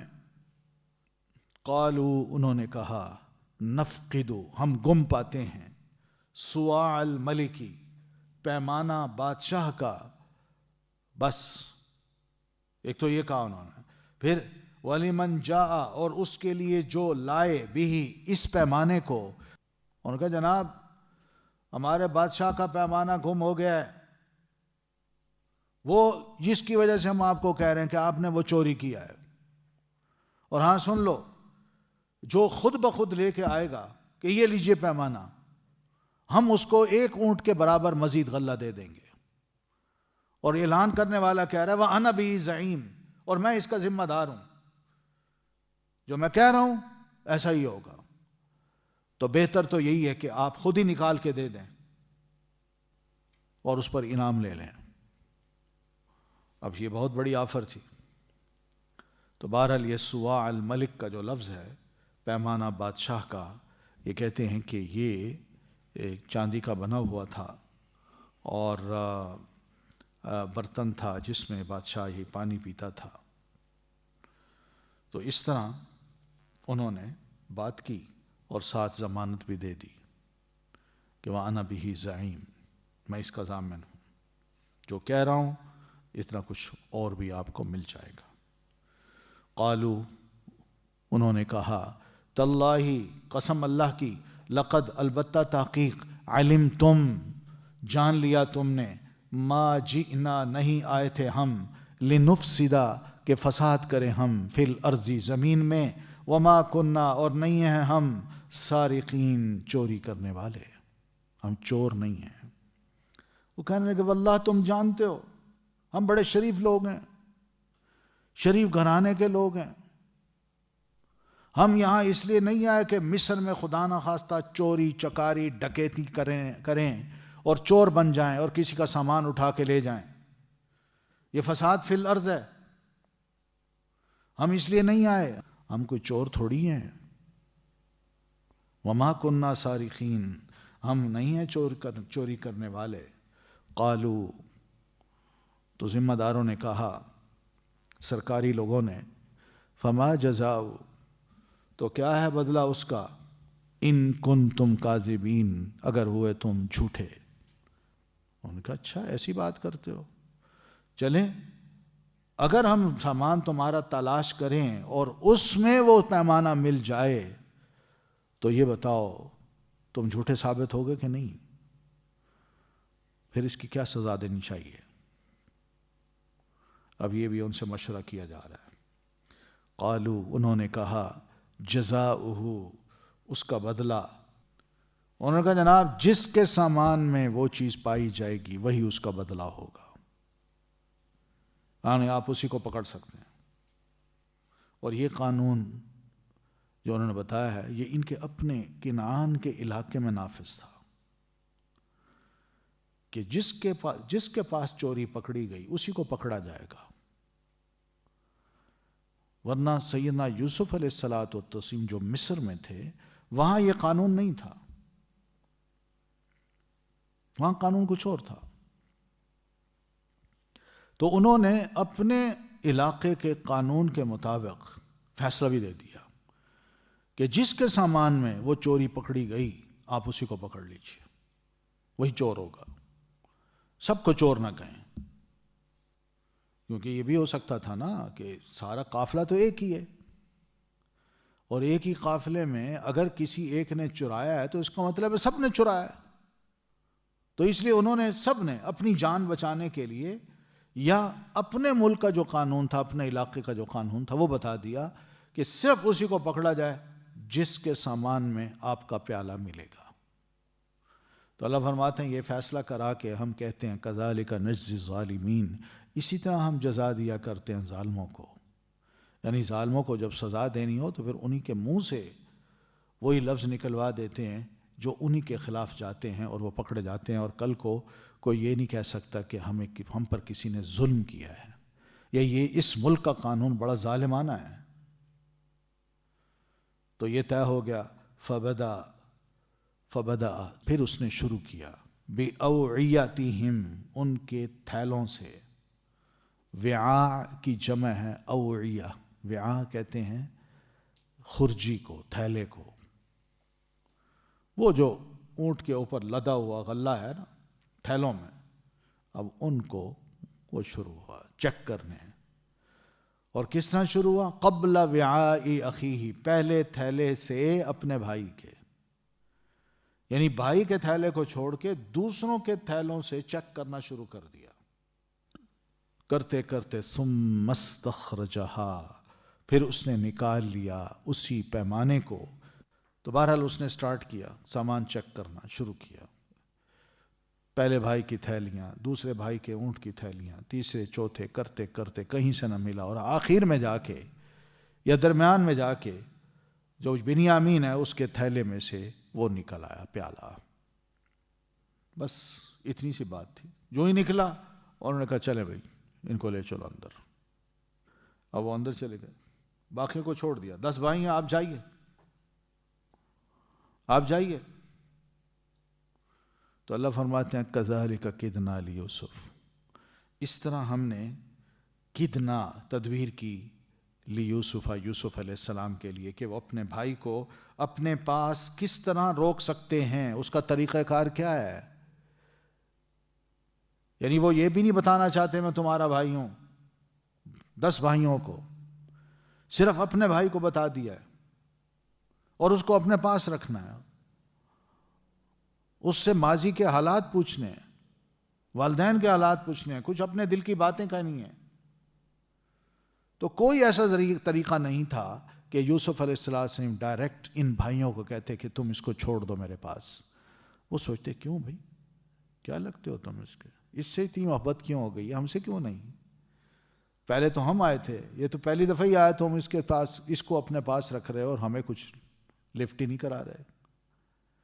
کئی شک پیدا ہو جاتے. اور جو حضرت یوسف علیہ السلام کرنا چاہتے تھے کہ فیوچر کے جو پلان تھے جو اللہ تعالیٰ نے مکمل یعنی کروانے تھے، تو وہ اللہ چاہتے تھے کہ اس کے طریقے پہلے سے ہی اپنا لیے جائیں اور اس طرح اپنا لیے جائیں. تو اب دیکھا جائے تو یوسف علیہ السلام کا اس میں کوئی قصور نہیں ہے. قصور انہی کا ہے جنہوں نے اپنے ملک کا، اپنے علاقے کا قانون بتا کے اپنے بھائی کے لیے سزا تجویز کی. ورنہ اللہ فرماتے ہیں ما کان لیأخذ اخاہ فی دین الملک، یوسف علیہ السلام کے لیے یہ بالکل کہیں کوئی گنجائش نہیں تھی کہ وہ اپنے بھائی کو پکڑتے اپنے ملک کے بادشاہ کے قانون کے مطابق، کیونکہ بادشاہ کا قانون جو تھا وہ اس کی اجازت نہیں دیتا تھا. تو ہم نے یہ سارا کچھ تدبیر کی تاکہ وہ خود پھنس جائیں اور بھائی ان کے پاس آ جائے، پھر اس کے بعد جو ہونا ہے وہ ہو. یہ سارا تدبیر کا ایک حصہ ہے. یہ خواب کی جو تعبیر ہے نا وہ پوری کیسے کروانی ہے کہ 11 بھائی والدین مجھے سجدہ کر رہے ہیں، تو اس کی تعبیر کیسے کروانی ہے؟ یہ ساری اس کی تدبیریں ہیں کہ اب اسی طرف جا رہے ہیں. اور بڑے طریقے کے ساتھ اللہ تعالیٰ نے یہ سارا پلان کیا کہ ہر ایک کو اپنے موقع پر بتا بھی دیا جائے، سزا بھی دی جائے، شرمندہ بھی کر دیا جائے، احساس بھی دلا دیا جائے. اور کسی کو ٹرین کرنا ہے، اپنے ساتھ ملانا ہے، اس کو صبر، اس کو تقوی، اس قسم کی نصیحت بھی کر دی جائے تاکہ وہ اس میں ایکسپرٹ بن جائے اور وہ اپنے معاملات میں. تو اللہ فرماتے ہیں الا ان یشاء اللہ، ہاں اگر اللہ چاہے تو اللہ تعالیٰ نے یہی چاہا کہ ہم یہی چاہتے تھے کہ کسی طرح یوسف علیہ السلام کا بھائی ان کے پاس رہ جائے اور دوسرے بھائی چلے جائیں. تو یہ ہم نے ایک تدبیر کی اور ان کے بھائی کو حضرت یوسف علیہ السلام کے ہاں مزید ٹھہرنے کا ایک موقع دے دیا. بظاہر تو یہ لگا بھائیوں کو کہ ہمارا بھائی چور ہے، پکڑا گیا ہے، بڑی شرمندگی کی بات ہے، لیکن حقیقت میں وہ بھائی بادشاہ کا مہمان بنا ہوا ہے. تو نرفع درجات من نشاء، ہم بلند کرتے ہیں درجوں کو جس کے ہم چاہتے ہیں. یہ ہے درجہ کہ سیدنا یوسف علیہ السلام اور ان کے بھائی الحمدللہ وہ باعزت ہیں، اور یہ اب اکیلے رہ گئے. اور پھر اس کے بعد یہ خوف بھی ہے کہ والد صاحب کو کیا ہم عہد دے کے آئے تھے، پہلے اس کے چھوٹے بھائی کو مروایا، اب بڑا بھائی بھی ہم قابو نہ کر سکے. کتنے شرم اور عار کی بات ہے، رسوائی کی بات ہے. تو یہ سارا احساس دلانا بھی مقصود تھا. انہیں احساس ہوگا کہ واقعی ہم اپنی نظروں میں بھی گر گئے، اپنے والد کی نظروں میں تو پہلے گر گئے، اپنی نظروں میں بھی ہم گر گئے. اور حضرت یوسف علیہ الصلاۃ والتسلیم اور ان کے بھائی دونوں وہ الحمدللہ اپنے مقام پہ رہے. وفوق کل ذی علم علیم، اور اوپر ہر علم والے کے ایک ماہر علم والا ہوتا ہے، ایک ماہر ہوتا ہے، خوب علم والا ہوتا ہے. یہ بھی اللہ فرماتے ہیں ٹھیک ہے یہ 10 بھائی تھے، ان کے پاس بھی ایک علم تھا، انہوں نے اپنا طریقہ اختیار کیا. یوسف علیہ الصلاۃ والتسلیم یہ رسول تھے، ان کے پاس بھی ایک علم تھا، لیکن ان سب کے اوپر میں بھی ایک بڑے علم والا ہوں. میں بھی جانتا ہوں کہ میں کس طرح تدابیر کروں، کس طرح معاملات کو سلجھاؤں، اور کس طرح یہ مشکل مسئلہ حل کروں. اور یوسف علیہ الصلاۃ والتسلیم کے بارے میں ان بھائیوں کو ابھی علم نہ ہو، اور چھوٹا بھائی ان کے پاس آ جائے، اور یہ ذرا تھوڑے سے دونوں آپس میں رہ کے ایک دوسرے کو دیکھ کے خوش ہو سکیں. وفوق کل ذی علم علیم، یہ بھی ایک قانون ہے، اصول ہے. قرآن مجید میں بھی فقہ کے کچھ اصول ہیں، یاد رکھیے، قاعدے ہیں. سنتے ہیں نا فقہی اصول، فقہی قاعدے، قرآن مجید میں بھی ہیں. یہ ایک اصول ہے، یہ بھی ایک قاعدہ ہے. جیسے ہم پیچھے پڑھا ہے لا یکلف اللہ نفسا الا وسعها، یہ قاعدہ ہے. آگے بھی پڑھیں گے لا تزر وازرۃ وزر اخرى، کوئی کسی کا بوجھ نہیں اٹھاتا، یہ بھی قاعدہ ہے. وَأَن لَيْسَ لِلْإِنسَانِ إِلَّا مَا سَعَى، اور انسان کے لیے وہی کچھ ہے جو وہ محنت کرتا ہے، جس طرح وہ کوشش کرتا ہے. یہ بھی ایک قاعدہ ہے. یہ اسی طرح کا ایک قاعدہ ہے وَفَوْقَ كُلِّ ذِي عِلْمٍ عَلِيمٍ، ہر علم والے کے اوپر ایک اور علم والا بھی ہوتا ہے، وہ تو اللہ تعالیٰ ہے. بس اللہ کے بعد کوئی علم والا نہیں ہے. تو اللہ تعالیٰ کی تدابیر ہر اعتبار سے بہترین ہوتی ہیں. ایک تو بات یہ سمجھیے. دوسری یہاں سے یہ بھی سمجھیے کہ دنیا میں ہم کسی کو بھی یہ کہیں نا کہ یہ اسکالر ہے، یہ عالم ہے، اس کا یہ مطلب نہیں ہے کہ بس اس کے اوپر کوئی اور بڑا عالم نہیں ہے. نہیں، اس سے بڑھ کر بھی کوئی عالم ہوگا. سمجھ رہے ہیں نا؟ یہ ایک لا ہے. اس لیے کسی مسلمان کو یہ زیب نہیں دیتا کہ وہ اس دنیا میں ہوتے ہوئے دین کے بارے میں بھی کسی بھی شخصیت کو یہ کہہ دے کہ یہ فائنل ہے، بس اس کا علم ہے، اس تک علم اخیر ہو جاتا ہے، اس کے بعد کوئی بڑا عالم نہیں ہے. یہ غلط بات ہے. قرآن مجید کی اس آیت کو ہمیشہ یاد رکھیے، ہر عالم کے اوپر ایک عالم ہوتا ہے. امام شافعی رحمۃ اللہ علیہ نے اس کو یوں سمجھایا ہے، کہتے ہیں جب بھی مجھے نئی بات کا علم ہوا نا، مجھے خیال آیا میں بھی جاہل ہوں، ابھی تو مجھے پتہ ہی نہیں ہے. پتا ہوتا تو میں اس علم کو جانتا، پتا ہوتا تو میں اس کو جان چکا ہوتا، لیکن یہ نئی بات ہے میرے لیے، تو اس کا مطلب ہے میں ابھی جاہل ہوں. یہ اس طرح کا سوچ ہونی چاہیے. ایسا علماء کے بارے میں بندہ سوچے. اس میں ان کی کوئی توہین نہیں ہے، یاد رکھیے، اس میں علماء کی کوئی توہین نہیں ہے. ہر عالم کا اپنا ایک لیول ہے، اس سے بڑا بھی کوئی عالم ہو سکتا ہے، اس سے بڑا بھی ہو سکتا ہے، لیکن علم کی انتہا کسی پر ختم نہیں ہوتی. مثلا میں آپ کو ایک چھوٹی سی بات بتاؤں. اب دیکھیے سیدنا ابوبکر صدیق رضی اللہ تعالیٰ عنہ ہیں. نبی علیہ الصلاۃ والتسلیم کے بعد ایک خاتون بڑھیا تھی، وہ ان کے پاس آئی، کہنے لگی میں دادی اماں ہوں، میرا پوتا فوت ہو گیا ہے، اس کی جائیداد تقسیم ہو رہی ہے، میں اس کی دادی ہوں، مگر مجھے اس کی جائیداد سے محروم کیا جا رہا ہے. آپ خلیفہ وقت ہیں, مجھے دیجئے. تو سیدنا ابو بکر رضی اللہ تعالیٰ عنہ فرماتے ہیں بی بی, قرآن مجید میں جو حصے بتائے گئے ہیں میراث کے, اس میں تو تمہارا کوئی ذکر نہیں ہے کہ پوتا فوت ہو تو دادی کو دیا جائے. باقی رہی یہ بات کہ اللہ کے رسول نے کچھ فرمایا ہو, جہاں تک میرے علم میں بات ہے نبی علیہ السلام نے بھی دادی کو کوئی حصہ نہیں دیا. یہ انہوں نے کہہ دیا. جو ہی یہ فیصلہ دیا وہیں دو صحابی بیٹھے ہوئے تھے, سیدنا مغیرہ بن شعبہ رضی اللہ تعالیٰ عنہ اور سیدنا محمد بن مسلمہ رضی اللہ عنہ. انہوں نے جو ہی سنا انہوں نے کہا, حضرت آپ نے جو بات ارشاد فرمائی ہے یہ بات درست نہیں ہے.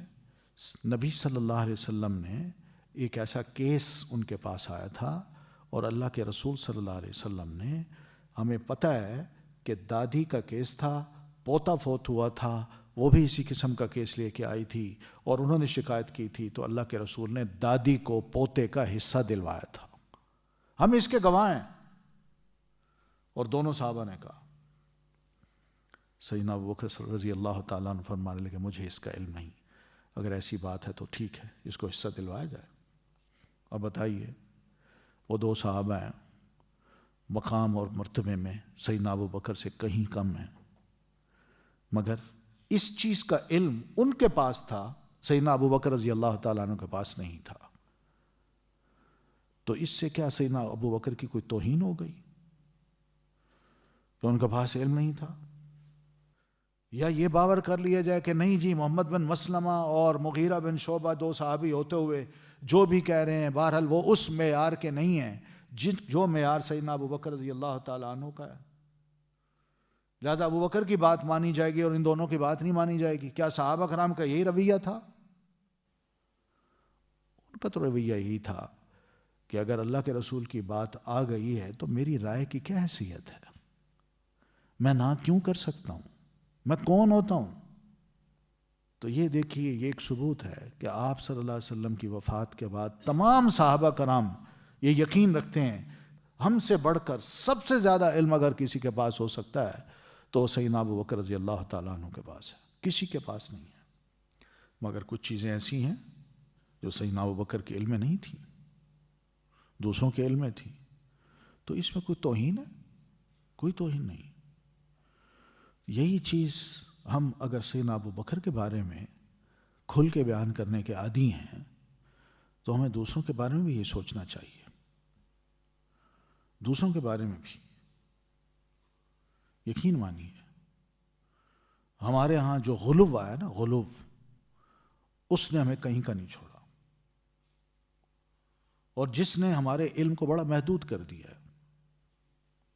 ہونا یہ چاہیے تھا کہ ہمارے جتنے بھی بڑے بڑے علماء فقہا گزرے ہیں, ہم سب فقہا کے علم سے مستفید ہوتے, مگر ہم نے کیا کیا ہے کہ ایک کو چن کے باقی کے جتنے بھی علوم تھے, جتنے بھی ان سے خیر تھی, ان سے ہم نے اپنے آپ کو محروم کر دیا کہ ہم ان سے فائدہ نہیں اٹھانا چاہتے.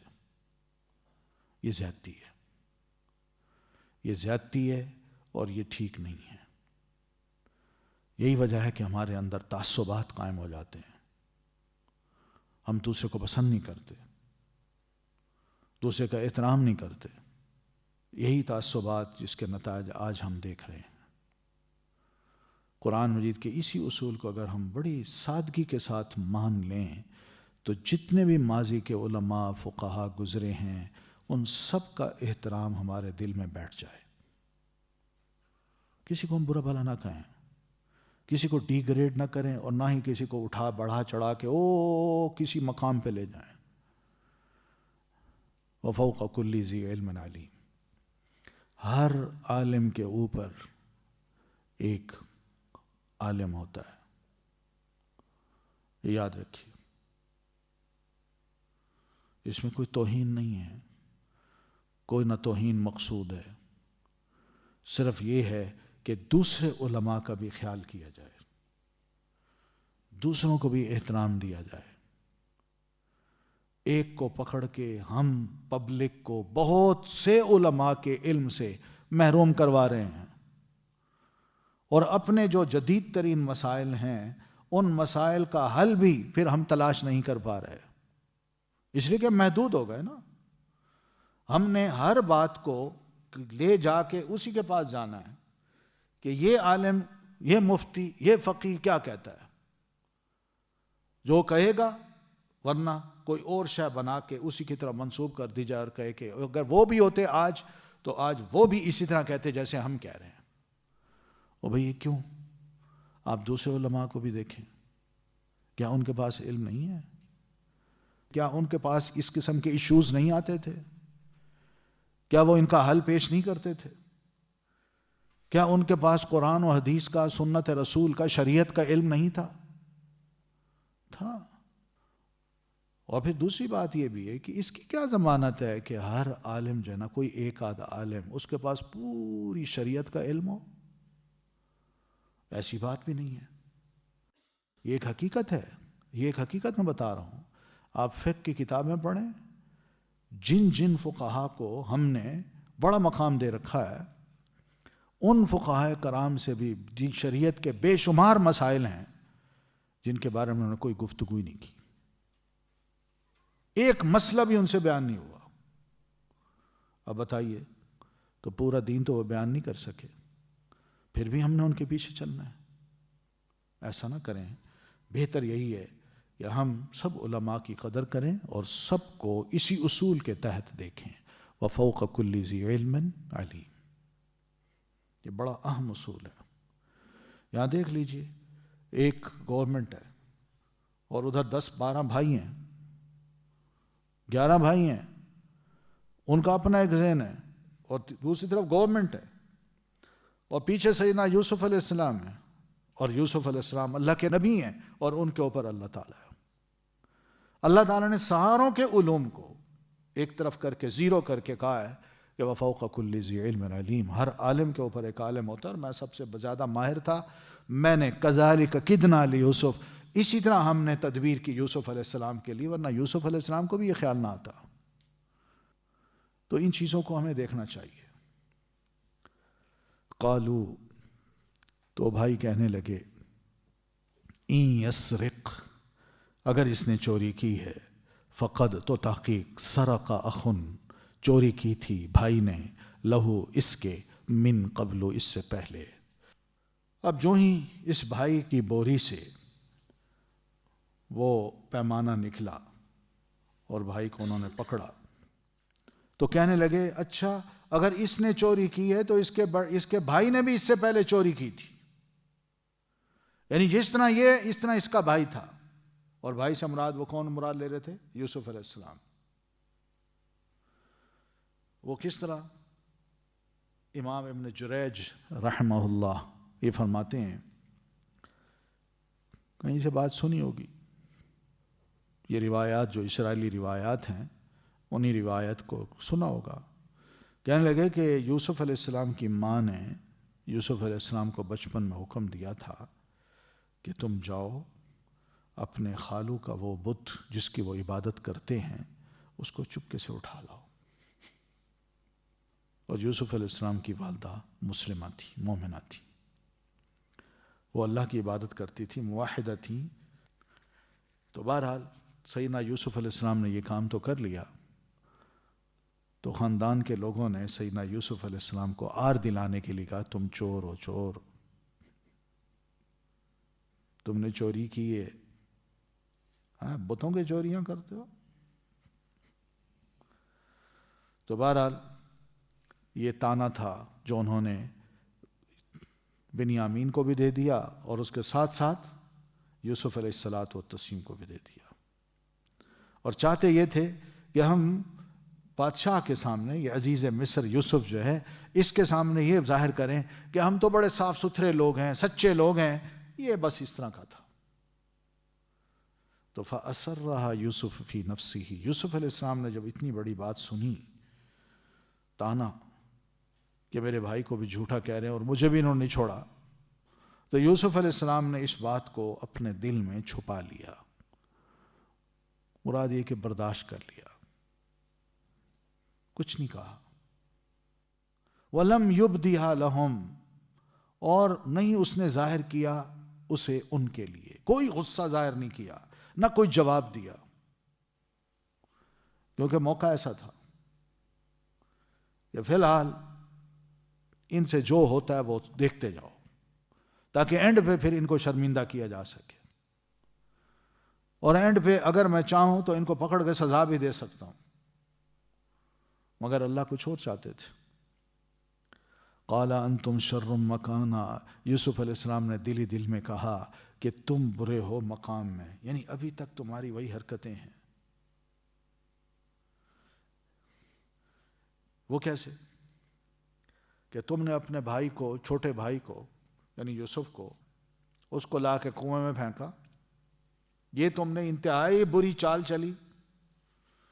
پھر اس کے بعد اب بھائی جو ہے نا بنیامین، اس پر بھی تم جھوٹ بول رہے ہو، وہ بھی ایک شریف انسان ہے۔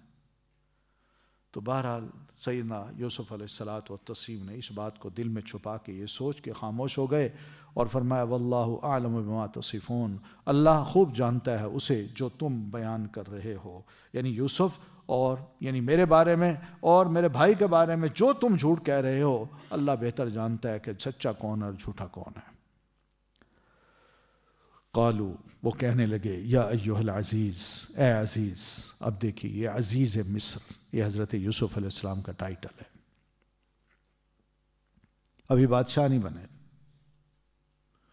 یا ایھا العزیز، اے عزیز، ان لہ ابن، بے شک اس کا باپ شیخن، بوڑھا، کبیرن، بڑی عمر کا ہے، فخذ، پس تو رکھ لے، احدنا، ہم میں سے کسی ایک کو، مکانہ، اس کی جگہ، انا، بے شک ہم، نراکا، ہم دیکھتے ہیں تجھے، من المحسنین، محسنین میں سے۔ تو بھائیوں کو الگ کر دیا گیا، جاؤ بھائی، اور یہ بھائی چلے گئے ان کے خیال میں کہ وہ جیل میں اب چوری ثابت ہوئی ہے۔ تو یہ سارے مل کے سیدنا یوسف علیہ الصلاۃ والتسلیم کے پاس آئے اور کہنے لگے کہ عزیز مصر، بات یہ ہے کہ اس کا والد ہے، بوڑھا ہے، بڑی عمر کا ہے، تو ایسا کیجئے آپ اس کو چھوڑ دیجئے، اس کی جگہ ہم میں سے کسی کو قید کر لیجئے، کیونکہ والد سے جو وعدہ دے کے آئے تھے نا، پختہ عہد، اب وہ یاد آ رہا ہے نا۔ کیوں؟ اس لیے کہ چھوٹا بھائی بھی ہے، والد کے پاس چلا جائے گا، بابا اس کو دیکھ کے ذرا مطمئن ہو جاتے ہیں، خوش ہو جاتے ہیں، ہم میں سے کوئی بڑا بھی گم ہو جائے تو کوئی مسئلہ نہیں ہے۔ تو والد کی تسلی کے لیے ہم یہ چاہ رہے ہیں کہ آپ ہم میں سے کسی ایک کو رکھ لیجئے، قید کر لیجئے اور اس کو چھوڑ دیجئے، اور ساتھ یہ کہتے ہیں انا نراک من المحسنین، ہم آپ کو دیکھ رہے ہیں کہ واقعی آپ نے ہمارے ساتھ بڑا احسان کیا ہے، اور آپ مزید احسان بھی پورا کر دیجئے، یا آپ کی عادت یہ ہے کہ آپ احسان کرتے ہیں، تو آپ مہربانی کیجئے کہ اپنی عادت کے مطابق مہربانی کر کے احسان کر کے اس کو چھوڑ دیجئے اور ہم پر زیادتی نہ کیجئے۔ قال، کہا یوسف علیہ السلام نے، معاذ اللہ، پناہ اللہ کی۔ سیدنا یوسف علیہ السلام نے یہ آفر سنی تو فرمانے لگے معاذ اللہ، میں تو اللہ کی پناہ مانگتا ہوں، یہ تو بڑا ظلم ہے کہ کرے کوئی اور بھرے کوئی، یہ تو ظلم ہے۔ یعنی میں اس کو نہ پکڑوں جس کے پاس سامان پایا گیا، جس نے چوری کی اس کو چھوڑ دوں، اور جس نے چوری نہیں کی میں اس کو پکڑ لوں، دنیا مجھے کیا کہے گی؟ اور تم خود سوچو، یعنی ایسا کرنا جائز ہے؟ ہم یہ نہیں کر سکتے، ہم تو اسی کو پکڑتے ہیں جو ہمارا سامان جس کے پاس تھا، وہی اس قابل ہوتا ہے کہ اس کو پکڑا جائے۔ اگر ہم ایسا نہ کریں تو ہم تو ظالم ہوں گے، انصاف ہمارے ہاں پھر نہیں ہوگا۔ بہرحال یہ بڑی خوبصورت بات کر کے سیدنا یوسف علیہ السلام نے بھائیوں کو بھیج دیا۔ فلما، پھر جب، استیئسوا، وہ مایوس ہو گئے، منہ، اس سے، تو سیدنا یوسف علیہ الصلاۃ والتسلیم سے وہ مل چکے تھے اور انہوں نے بھائی کے بارے میں ریکویسٹ بھی کی کہ آپ ہم میں سے کسی کو لے لیں، اس کو چھوڑ دیں، ہمارے بابا بڑے بزرگ آدمی ہیں۔ تو سیدنا یوسف علیہ السلام نے صاف جواب دے دیا کہ معاذ اللہ، ہم تو ایسا کام نہیں کر سکتے کہ کرے کوئی اور بھرے کوئی۔ تو فلم استیئسوا منہ، پھر جب وہ مایوس ہو گئے یوسف علیہ السلام سے کہ وہ ان کے بھائی کو وہ چھوڑیں گے، یعنی بنیامین کو وہ چھوڑتے نہیں ہیں، اور ہم میں سے کسی کو بھی اس کی جگہ لینے پر بادشاہ وقت یا عزیز مصر راضی نہیں ہیں، تو خلصوا نجیہ، تو وہ الگ ہو گئے سرگوشی کے لیے، یعنی ایک طرف کھڑے ہو کے اب وہ کہنے لگے اب کیا کرتے ہو، کیا کرنا چاہیے اب ہمیں، اپنی اپنی رائے دو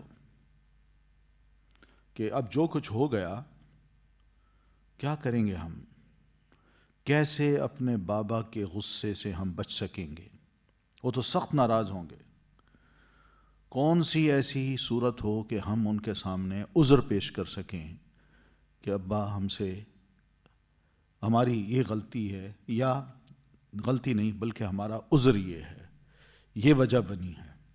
تو قال کبیرہم، کہا ان کے بڑے نے، یعنی بڑا بھائی جو تھا اس نے پھر کہا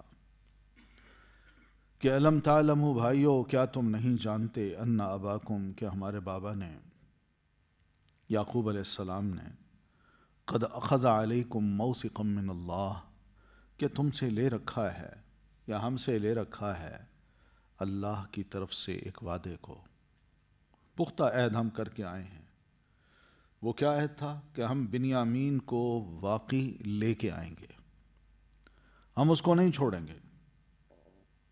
ہاں باقی یہ کہ اگر کوئی مشکل پیش آ جاتی ہے اللہ کی طرف سے وہ اور بات ہے، لیکن ہم اپنے ابا جان کو یہ عہد دے کے وہاں سے اپنے بھائی کو لے آئے تھے۔ تو اب سوچو، پہلے یوسف علیہ السلام کے بارے میں ہم نے کوتاہی کی، اب یہ اس سے بڑی کوتاہی ہے۔ اس کے بارے میں بھی کہا تھا کہ ابا جان وہ چھوٹا بھائی ہے، ہم اس کا پورا خیال کریں گے، اور وہاں ہم نے اس کو مار دیا، اپنی طرف سے کنویں میں پھینک کے چلے گئے، اور یہاں اس بڑے بھائی کے بارے میں اب کیا عذر پیش کریں گے، تو یہ بہت بڑی کوتاہی ہے۔ تو لہذا فلن ابرح الارض، میں اس علاقے سے بالکل الگ نہیں ہوں گا، یعنی میں یہیں رہوں گا حتیٰ کہ میرے بابا میری معذرت قبول کریں اور مجھے حکم دیں کہ تم اب واپس آ جاؤ، مجھے اجازت دیں گے تو میں واپس جاؤں گا، او یحکم اللہ لی، یا اللہ تعالیٰ میرے بارے میں کوئی فیصلہ کر دے کہ میں اپنے بھائی کو تلوار کے ذریعے سے چھڑا سکتا ہوں، یا مجھے کوئی اللہ اقتدار دے دے جس کی وجہ سے میں اپنے بھائی کو واپس لے سکوں، یا اللہ جو چاہے وہ کر لے، وَهُوَ خَيْرُ الْحَاكِمِينَ، اور وہ اللہ سب حاکموں سے، سب فیصلہ کرنے والوں سے بہترین فیصلہ کرنے والا ہے۔ تو یہ بڑے بھائی نے اپنی طرف سے ایک سرگوشی کرتے ہوئے علیحدگی میں اپنے بھائیوں کو یہ بات کہی کہ بس میں یہیں رہوں گا، میں یہاں سے نہیں نکلوں گا، تو آپ جانا چاہتے ہیں جائیں، میں نہیں آؤں گا، میں بڑا شرمندہ ہوں کہ میں اپنے باپ کو کیا منہ دکھاؤں، تم تو چھوٹے ہو، سب سے بڑا تو میں ہوں، اور والد نے میری طرف ہی دیکھنا ہے کہ تم کیا کر کے آ گئے ہو، تم ہی بولتے تھے اب ارجعوا الی ابیکم، لوٹ جاؤ تم اپنے ابا کی طرف۔ تو بھائیوں سے کہا کہ جناب آپ واپس جاؤ، میں یہاں انتظار کرتا ہوں، ابا جان کے پاس جاؤ، انہیں ساری صورتحال بتا دو یہ کیا ہوا ہے، تاکہ ہمارا عذر جو ہے اپنے بابا کے سامنے پیش ہو جائے، اور صاف صاف کہہ دو کہ ابا جان آپ کے بیٹے نے چوری کی ہے، بس اس چوری کی وجہ سے وہ پکڑا گیا اور وہ قید میں ہے، باقی یہ ہے کہ اور نہیں گواہی دی ہم نے مگر وہ جس کا علم تھا ہمیں، ہم تو اتنی جانتے تھے، ہم نے خوب گواہی دی اور کہا نہیں، لیکن جب انہوں نے سامان کی تلاشی لی تو بھائی کی بوری میں سے وہ بادشاہ کا جو پیالہ تھا نکل آیا، تو اس طرح اس چیز کے بارے میں ہم کچھ نہیں جانتے تھے۔ وما كنا للغیب حافظین، یہ غیب میں جو بھائی نے کام کیا ہے، چوری کی، تو اس کے بارے میں ہم نگرانی کرنے والے نہیں تھے، اس میں ہمارا کوئی قصور نہیں ہے۔ تو ایک تو یہ معنی اس کا وما کننا للغیب حافظین، اور دوسری یہ بات بھی کہ ہمیں تو خیال تک نہیں تھا کہ ہمارا بھائی چوری کرے گا، یا پھر اس کا معنی یوں بھی کر سکتے ہیں ہمیں تو خیال ہی نہیں تھا کہ آپ کا بیٹا چوری کرے گا۔ تو ابا کو اس قسم کی بات کرو تاکہ ابا جان بات کو سمجھیں اور ہم پہ ناراض نہ ہوں۔ ہمیں یہ مت کہیں کہ تم نے اپنے بھائی کو جان بوجھ کے گرفتار کروایا ہے۔ وَاسْأَلْ، اور پوچھ لیجئے، القریۃ، بستی والوں سے۔ ابا جان آپ اس بستی یعنی مصر والے لوگوں سے آپ جا کے پوچھ لیجئے، ہم نے کوئی جھوٹ بولا ہے یا ہم غلط بات کہہ رہے ہیں؟ ہم انہی میں رہے ہیں، ان کو پتہ ہے، انہوں نے ہی ہمیں کہا کہ بھائی چوری کی ہے تم لوگوں نے، اور انہوں نے سب کو ایک طرف کھڑا کر کے سارے کو سامان تلاش کیے تو بھائی کے سامان میں تو سب کچھ نکل آیا، تو اس میں ہمارا اب کیا قصور ہے؟ اور پھر مزید یہ کہ وَالْعِيرَ الَّتِي أَقْبَلْنَا فِيهَا، اور ان قافلے والوں سے بھی پوچھ لیجئے، ان کو بھی پتہ ہے، وہ موجود تھے اس موقع پر۔ اگر آپ ہماری تصدیق نہیں کرنا چاہتے، ہمیں سچا نہیں سمجھتے، تو آپ قافلے والوں سے پوچھ لیجئے، وَإِنَّا لَصَادِقُونَ، اور یقین مانیے کہ ہم بالکل سچے ہیں، ہم جھوٹ نہیں بول رہے۔ قافلے والے بتا دیں گے کہ آپ کے بیٹے کی صحیح خبر کیا ہے۔ ہم نے آپ کو حقیقت بتا دی ہے کہ اس نے چوری کی تھی، اور جو کچھ ہم کہہ رہے ہیں ہم اس میں سچے ہیں۔ قال، کہا یعقوب نے، بلکہ سولت، اچھا کر دکھایا، لکم، تمہارے لیے، انفسکم، تمہارے نفسوں نے۔ سیدنا یعقوب علیہ الصلاۃ والتسلیم نے جب یہ خبر سنی تو انہیں اپنی اولاد کے بارے میں شک ہو گیا کہ اس طرح میرے بیٹے کو چور بنوا کے، گرفتار کروا کے یہ آ گئے ادھر، اور میرا بڑا بیٹا وہ پیچھے رہ گیا، اور اس طرح میرے بیٹے پر ایک بڑی تہمت لگا دی کہ وہ چور ہے اور میں اس کا باپ ہوں۔ تو اس پہ یعقوب علیہ السلام فرمانے لگے، بل سولت لکم انفسکم امرا، بلکہ زیادہ اچھا کر دکھایا تمہارے لیے تمہارے نفسوں نے معاملے کو، یعنی یہ جو کچھ کیا ہے تم نے، تمہارے نفسوں کو یہ بڑا خوبصورت لگا ہے کہ ہم اس قسم کا بہانہ کریں اور ابا جان کو کسی طرح راضی کر لیں اور بھائی پہ تہمت لگا دیں، اور وہ یہ سمجھیں کہ یہ کام واقعی صحیح ہے، جبکہ یعقوب علیہ السلام یہ سمجھ بیٹھے کہ ان کا کام تو وہی ہے جیسا کہ انہوں نے یوسف کے ساتھ کیا تھا، ویسا ہی کر کے آئے ہیں۔ بس اتنا کہا یعقوب علیہ السلام نے، یعنی تم نے اس معاملے کو کہ بھائی ہے، چھوٹا بھائی ہے تمہارا، اس پر چوری کا الزام لگا اور تم اس کو گرفتار کروا کے پھر یہاں آ گئے، تم میں سے کوئی کیوں نہیں ہوا؟ یہ دونوں بھائی جو تھے تم گم کرنا چاہتے تھے، گم کر دیے، اور اب یہ کہانی بنا دی تم نے۔ تو چونکہ بزرگ تھے تو اس لیے فرماتے ہیں فصبر جمیل، تو میں اب صبر کرتا ہوں جو مجھے تکلیف پہنچی ہے۔ پہلے بھی ایک بیٹا گم ہوا، اس پہ بھی میں نے صبر کیا، اب بھی میں صبر کرتا ہوں، لیکن ایسا صبر جس میں کوئی شکایت نہیں ہوگی، جس میں کوئی جزا فضا ہائے وائے نہیں ہوگی، یہ ہے صبر جمیل۔ پھر فرماتے ہیں عسى اللہ، امید ہے کہ اللہ، ان یأتینی بہم، کہ لے آئے میرے پاس، بہم، ان کو سے مراد کون ہے؟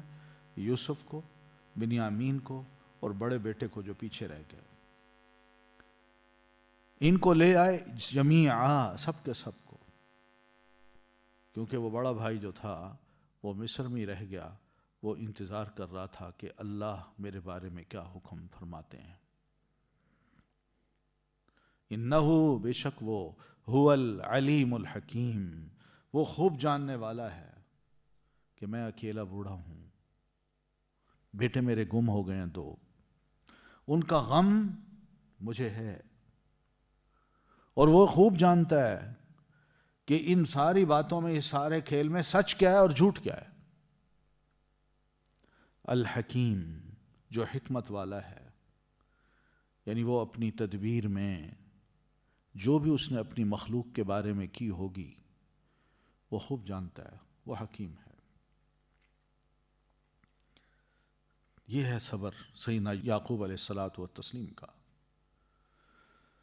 وَتَوَلَّى عَنْهُمْ، اور اس نے منہ پھیر لیا، عنہم، ان سے، وقالا، اور کہنے لگے، یا اسفا، ہائے افسوس، علی یوسفا، یوسف پر، وَبِيَضَّتْ، اور سفید ہو گئیں، عَيْنَاهُ، دونوں آنکھیں ان کی، من الحزنی، غم کی وجہ سے، فَهُوَ، پس وہ، کظیم، غم سے بھرے ہوئے تھے۔ تو بیٹوں کی جب یہ بات سنی تو سیدنا یعقوب علیہ السلام نے اپنے چہرے کو دوسری طرف کر لیا، اور پھر ان کو پرانا غم یاد آ گیا، اور اس غم میں یہ فرماتے ہیں، یا اسفا علی یوسف۔ یا اسفا کا مطلب ہے ہائے میرا غم یوسف علیہ السلام پر، پرانے زخم ہرے ہو گئے۔ اور وَبْيَضَّتْ عَيْنَاهُ، اور سفید ہو گئیں، عَيْنَاهُ، آنکھیں ان کی، من الحزنی، غم کی وجہ سے۔ غم جب لگتا ہے نا انسان کو، اور بڑھاپے میں خاص طور پر، تو عجیب و غریب قسم کی بیماریاں جسم میں اٹھنے لگتی ہیں، عجیب و غریب قسم کی، اور انسان سمجھتا ہے مجھے یہ بیماری ہے، یہ بیماری ہے، وہ بیماری نہیں ہوتی، وہ اصل غم ہوتا ہے۔ غم انجانی، اندیکھی سی بیماری ہے جو انسان کو خاص طور پر بڑھاپے میں اندر ہی اندر کھا جاتی ہے۔ انسان کے جو ٹولز ہیں، اعضاء ہیں، وہ کمزور ہونا شروع ہوتے ہیں، اور خاص طور پر اس بڑھاپے میں وہ علیحدگی میں بیٹھ کے جب روتے، خوب آنسو بہاتے تھے، تو آنسو بہا بہا کے ان کی آنکھیں جو تھیں سفید ہو گئیں، یعنی نظر جاتی گئی، اور ادھر نظر بھی جا رہی ہے، اور پھر دوسرا فہو کظیم، وہ پورے اندر اپنے اندر غم سے بھرے ہوئے تھے، خوشی کہیں نہیں تھی۔ یوسف کا غم تھا، پھر دوسرے بیٹے کا غم، پھر تیسرا جو پیچھے رہ گیا اس کا غم۔ یہ ہے وہ قربانی جو سیدنا یعقوب علیہ الصلاۃ والتسلیم کو دینا پڑی۔ اس لیے سیدنا سعید ابن جبیر رحمۃ اللہ علیہ، ایک تابعی، بڑے عالم تھے، حجاج ابن یوسف نے ان پر بڑا ظلم کیا تھا، ان کو شہید کر دیا تھا۔ یہ قرآن مجید کے بہت بڑے اسکالر بھی تھے، اور سیدنا ابن عباس رضی اللہ تعالیٰ عنہما کے شاگرد بھی ہیں۔ یہ فرماتے ہیں اس آیت کو سننے کے بعد کہ لم یعط احد غیر هذه الامة الاسترجاع، یہی امت ہی ہے جس کو اللہ تعالیٰ نے استرجاع عطا کیا ہے۔ استرجاع کا مطلب کیا ہے کہ غم جب انسان کو آئے تو اس غم کا اظہار وہ کیا کرتا ہے، انا للہ و انا الیہ راجعون کہہ کے وہ اظہار کر دیتا ہے، یعنی وہ یہ کہتا ہے ہم سب اللہ کے لیے ہیں، وہ شاید بھی اللہ کی تھی تو کوئی بات نہیں، ہم سب بھی اللہ کے لیے ہیں۔ اور پھر دوسری بات یہ کہ ہم سب نے اسی کی طرف پلٹ کے جانا ہے۔ تو فرمانے لگے کہ دیکھیے کہ اس امت کو اللہ تعالیٰ نے یہی چیز ہی عطا کی ہے کہ وہ استرجاع کرتی ہے، یعنی انا للہ و انا الیہ راجعون، غم جب آئے تو اپنے غم کو کس طرف لوٹاتی ہے، اللہ کی طرف، لوگوں کی طرف نہیں۔ پھر فرمانے لگے الا تسمعون الی قول یعقوب علیہ السلام، کیا تم یعقوب علیہ الصلاۃ والتسلیم کی اس بات کو نہیں سنتے کہ انہوں نے یہ کہا، یا اسفا علی یوسف وابیضت عیناہ من الحزن فہو کظیم، ہائے افسوس یوسف پر، اور سفید ہو گئیں دونوں آنکھیں اس کی غم کی وجہ سے، فہو کظیم، اور وہ اندر ہی اندر غم سے بھرے ہوئے تھے۔ یہ جو معاملہ ہے کہ ان کی آنکھیں سفید ہو گئیں شدید غم کی وجہ سے، نابینا ہو گئے، اور فہو کظیم کا مطلب اتنا غم سے بھرے ہوئے تھے کہ وہ بالکل خاموش رہتے تھے اور اپنی اس غم کا شکوہ کسی مخلوق کو نہیں کرتے تھے بلکہ اللہ تعالیٰ سے ہی کرتے تھے۔ اللہ کی طرف ان کا رجوع تھا۔ اور یہ ہے بھی حقیقت کہ انسان کو غم پہنچے نا، غم پہنچے تو لوگوں کے سامنے اگر رو بھی لے تو بڑا عجیب سا لگتا ہے کہ یہ اچھا بھلا آدمی ہے، سمجھدار ہے، رو رہا ہے، کیا ہے؟ ایسی تکلیفیں آتی ہیں، اس پہ صبر کیا جانا چاہیے۔ اور حقیقت میں جو تعزیت کے لیے آتے ہیں ان میں کئی لوگ ایسے ہوتے ہیں جو بڑے بڑے دل گردے کے مالک ہوتے ہیں، ان کو جب اس قسم کی کوئی بھی دکھ پہنچتا ہے وہ ایک نہیں، دو نہیں، چار نہیں، کئی برداشت کر چکے ہوتے ہیں۔ تو وہ جب ایسے بندے کو دیکھتے ہیں جو چھوٹی سی بات پہ رو بھی رہا ہے یا ایک نے نقصان پہ رو رہا ہے اور اس کو برداشت بھی نہیں ہو رہا، تو وہ بندہ خود دوسروں کی نظر میں ذرا کمزور ہو جاتا ہے کہ یہ بڑے دل گردے کا آدمی نہیں ہے۔ تو اس کا طریقہ پھر کیا ہے؟ کس طرح انسان کیسے خاموش رہ سکتا ہے؟ اس کا طریقہ یہی ہے، یہ سنت یعقوبی ہے کہ اولاد کے سامنے کسی کے سامنے مت روئیے،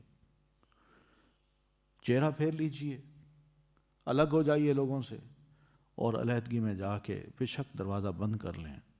رب کے آگے جو رونا ہے انسان وہ رو لے، جتنا رو سکتا ہے رو لے، جو آنسو بہانے ہیں بہا لے، جو دعا کرنی ہے اس کے آگے کر لے، جو دکھڑا ہے اس کو بیان کر دے، لوگوں کے سامنے بیان نہ کرے۔ اس کا فائدہ یہ ہوگا کہ انسان کے سارے غم ہلکے ہو جائیں گے، اور جب لوگوں کے سامنے آئے گا تو تھوڑا سا سٹیبل نظر آئے گا۔ یہ طریقہ ہے جو نظر آ رہا ہے کہ سیدنا یعقوب علیہ الصلاۃ والتسلیم نے اسی طریقے کو اپنایا۔ تو بہرحال وہ بھی انسان تھے، تو ایسے موقع پہ انہوں نے جو بات کہی صحیح کہی، خیر بات کہی ہے، کوئی الٹی بات نہیں کی، کوئی منہ سے ایسا لفظ نہیں نکالا۔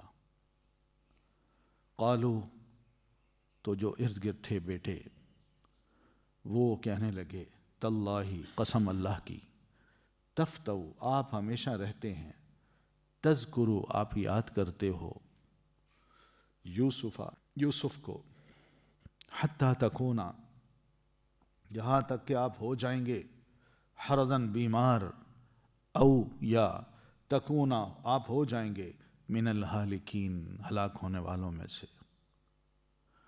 تو بچوں نے جو بیٹے ارد گرد کھڑے تھے انہوں نے کہا، ابا جان آپ مسلسل یوسف کو یاد کرتے رہتے ہیں، بڑا حادثہ تھا، بہت پرانا ہو گیا، کیوں اتنا یاد کرتے ہیں؟ اب یہ جو غم آیا ہے کہ بنیامین پیچھے قید ہو گیا، بڑا بیٹا پیچھے رہ گیا، آپ بجائے اس کو یاد کرنے کے پچھلے غم کو یاد کر بیٹھے ہیں۔ ابا جان ایسا آپ کر رہے ہیں تو اس کا نتیجہ کیا نکلے گا؟ یہی کہ آپ بیمار ہو جائیں گے، پہلے بھی بڑھاپا ہے، بیمار ہو جائیں گے، یا پھر دوسری شکل یہ ہے کہ آپ فوت ہو جائیں گے، او تکون من الہالکین، یا آپ اپنے آپ کو یعنی اس طرح غم میں رکھ کے اپنی آپ کو کیا کریں گے؟ مزید بوڑھا کر کے ختم کر لیں گے۔ تو یہ انہوں نے کہا کہ اتنا یاد نہ کیجئے کہ جو آپ کے جسم کو، آپ کی عقل کو تکلیف پہنچائے۔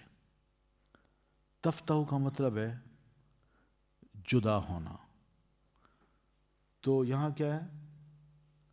تفتو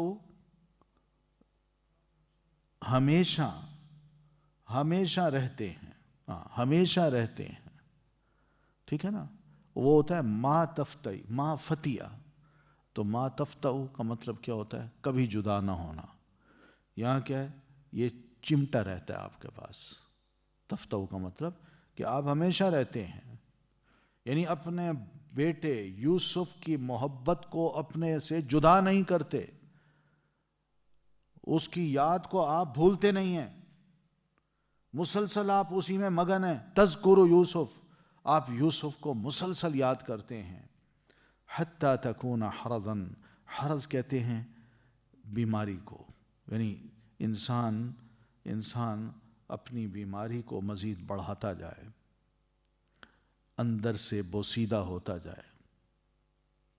حرض ایسی بیماری جو بندے کو اندر سے کھاتی جائے، تو یہ حرض کہلاتی ہے. یا حرض کا مطلب یہ ہے کہ ساری بیماریاں لے لیں سوائے موت کے. حتیٰ تکون حرضاً، حتیٰ کہ آپ ہو جائیں گے بالکل بوڑھے. کچھ علماء یہ بھی کہتے ہیں کہ حرض کا مطلب ہوتا ہے کہ ایسی شے جو بوسیدہ ہو، گھلتی جائے اور فنا ہونے والی ہو، بس یعنی یہ کیفیت ہو جائے. جسم میں، عقل میں غم کی وجہ سے یا عشق کی وجہ سے خرابی شروع ہو جائے تو اس کو کہتے ہیں حرض. او تکون من الہالکین، یا آپ ہو جائیں گے ہالکین میں سے، مرنے والوں میں سے. مراد یہ کہ ایسا اتنا یاد نہ کیجیے ابا جان، ہم موجود ہیں، جو ہونا تھا ہو گیا. 40 سال زیادہ عرصہ گزر گیا ہے، آپ مسلسل بیٹے کو یاد کرتے ہیں. ہم یہ سمجھے تھے کہ آپ بھول گئے، اب یہ نیا حادثہ ہوا ہے تو پھر آپ کو وہی یاد آ گیا. قال، کہا یعقوب نے، انما بے شک، اشکو میں شکایت کرتا ہوں، بسی اپنی بے قراری کی. بس کہتے ہیں ہم کو، ہم ایسا غم جو دل کے اندر بیٹھ جائے. اور حزنی یہ غم ہے جو انسان کو چہرے پر بھی بظاہر اس کا اظہار ہو. تو یعقوب علیہ الصلاۃ والتسلیم نے انہیں جواب میں کہا، اللہ کی طرف سے ان کو یہ علم تھا، وہ جانتے تھے، انہیں اس نصیحت کی کوئی ضرورت نہیں تھی جو بیٹے کر رہے تھے.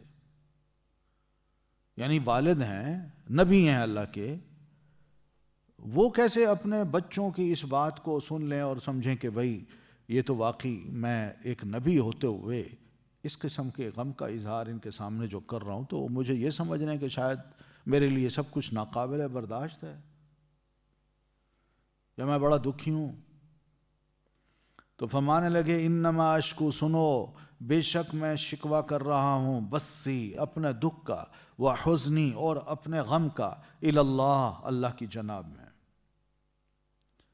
یہ بیٹے مجھے اس طرح کی بات کر رہے ہیں، مجھ پہ سختی کر رہے ہیں اور برے لفظوں سے مجھے یاد کر رہے ہیں کہ ابا یہ کیا کر رہے ہیں آپ. تو انہوں نے کہا، میں تمہیں شکوہ نہیں کر رہا، میں نے تم سے کچھ نہیں کہا، میں تو اپنے اللہ کی جناب میں یہ بات کر رہا ہوں، اس سے عرض کر رہا ہوں. وَأَعْلَمُ مِنَ اللَّهِ مَا لَا تَعْلَمُونَ، اور اللہ کی طرف سے جو کچھ میں جانتا ہوں وہ تم نہیں جانتے. میں جانتا ہوں کہ اللہ نے کیا بہتر رکھا ہوا ہے اور کیا نہیں. مراد یہ کہ میں یوسف کا خواب جانتا ہوں جو مجھے بچپن میں یوسف نے سنایا تھا، وہ سچا خواب ہے، اور مجھے یقین ہے کہ وقت آنے والا ہے کہ بیٹے نے کہا تھا کہ سورج اور چاند بھی مجھے سجدہ کر رہے ہیں، تو مجھے یقین ہے کہ میں اس کو ملوں گا اور ہم سب ملیں گے. وَأَعْلَمُ مِنَ اللَّهِ مَا لَا تَعْلَمُونَ، میں اللہ سے ہر قسم کی خیر کی امید کرتا ہوں. تو اس لیے مجھے یہ مت کہو کہ ابا جان یہ کیا کر رہے ہیں آپ. پھر فرماتے ہیں، یا بنی، اے میرے بیٹو، اذهبوا، جاؤ، فتحسسوا، پس سراغ لگاؤ. بیٹوں سے کہا جاؤ بھائی، واپس جاؤ، یوسف کی خبر بھی لو اور اس کے بھائی کی خبر بھی لو، ان کے بارے میں کچھ تو سراغ لگاؤ. جاؤ، فتحسسوا، سراغ لگاؤ. ایک ہوتا ہے تجسسوا اور دوسرا ہوتا ہے حسسوا. یہ دونوں سراغ ہوتے ہیں، لیکن تجسس جاسوسی کا، اور یہ کوئی ایک جائز کام کے لیے معلومات لینا اور سراغ لگانا. تو یعقوب علیہ السلام بیٹوں کو فرما رہے ہیں کہ جاؤ، کیونکہ یعقوب علیہ السلام کو اب سمجھ آ رہی تھی کہ وقت قریب آ رہا ہے، میں بھی بوڑھا ہوں، بیٹے بھی موجود ہیں سب، اور خواب کی تعبیر کا وقت اب قریب آ رہا ہے جو یوسف نے دیکھا تھا۔ انہوں نے کہا جاؤ مصر واپس جاؤ، اپنے بھائی کے بارے میں، یوسف اور اس کے بھائی جو وہیں پیچھے رہ گیا وہ اور بنیامین، ان کے بارے میں کھوج لگاؤ، یہ کہاں ہیں، جاؤ۔ وَلَا تَيْأَسُوا مِن رَوْحِ اللَّهِ، روح کا مطلب رحمت ہے، اور نہ مایوس ہو تم اللہ کی رحمت سے۔ یعنی ہو سکتا ہے اللہ تعالیٰ کوئی راستہ ایسا کھول دے کہ یوسف بھی ہمیں مل جائے، بنیامین بھی مل جائے، اور بڑا بھائی جو ہے وہ بھی مل جائے۔ اللہ کے ہاں کون سی دیر لگتی ہے؟ وہ اس غم کو ہٹا دے جس میں بھی ہوں اور تم بھی ہو۔ اِنَّهُ لَا يَيْأَسُ مِن رَوْحِ اللَّهِ، یقین مانو کہ نہیں مایوس ہوتے اللہ کی رحمت سے إِلَّا الْقَوْمُ الْكَافِرُونَ، مگر وہ لوگ جو کافر ہوتے ہیں۔ اللہ کی رحمت کب آتی ہے؟ وہ غم کو، مصیبت کو کب دور کرتا ہے؟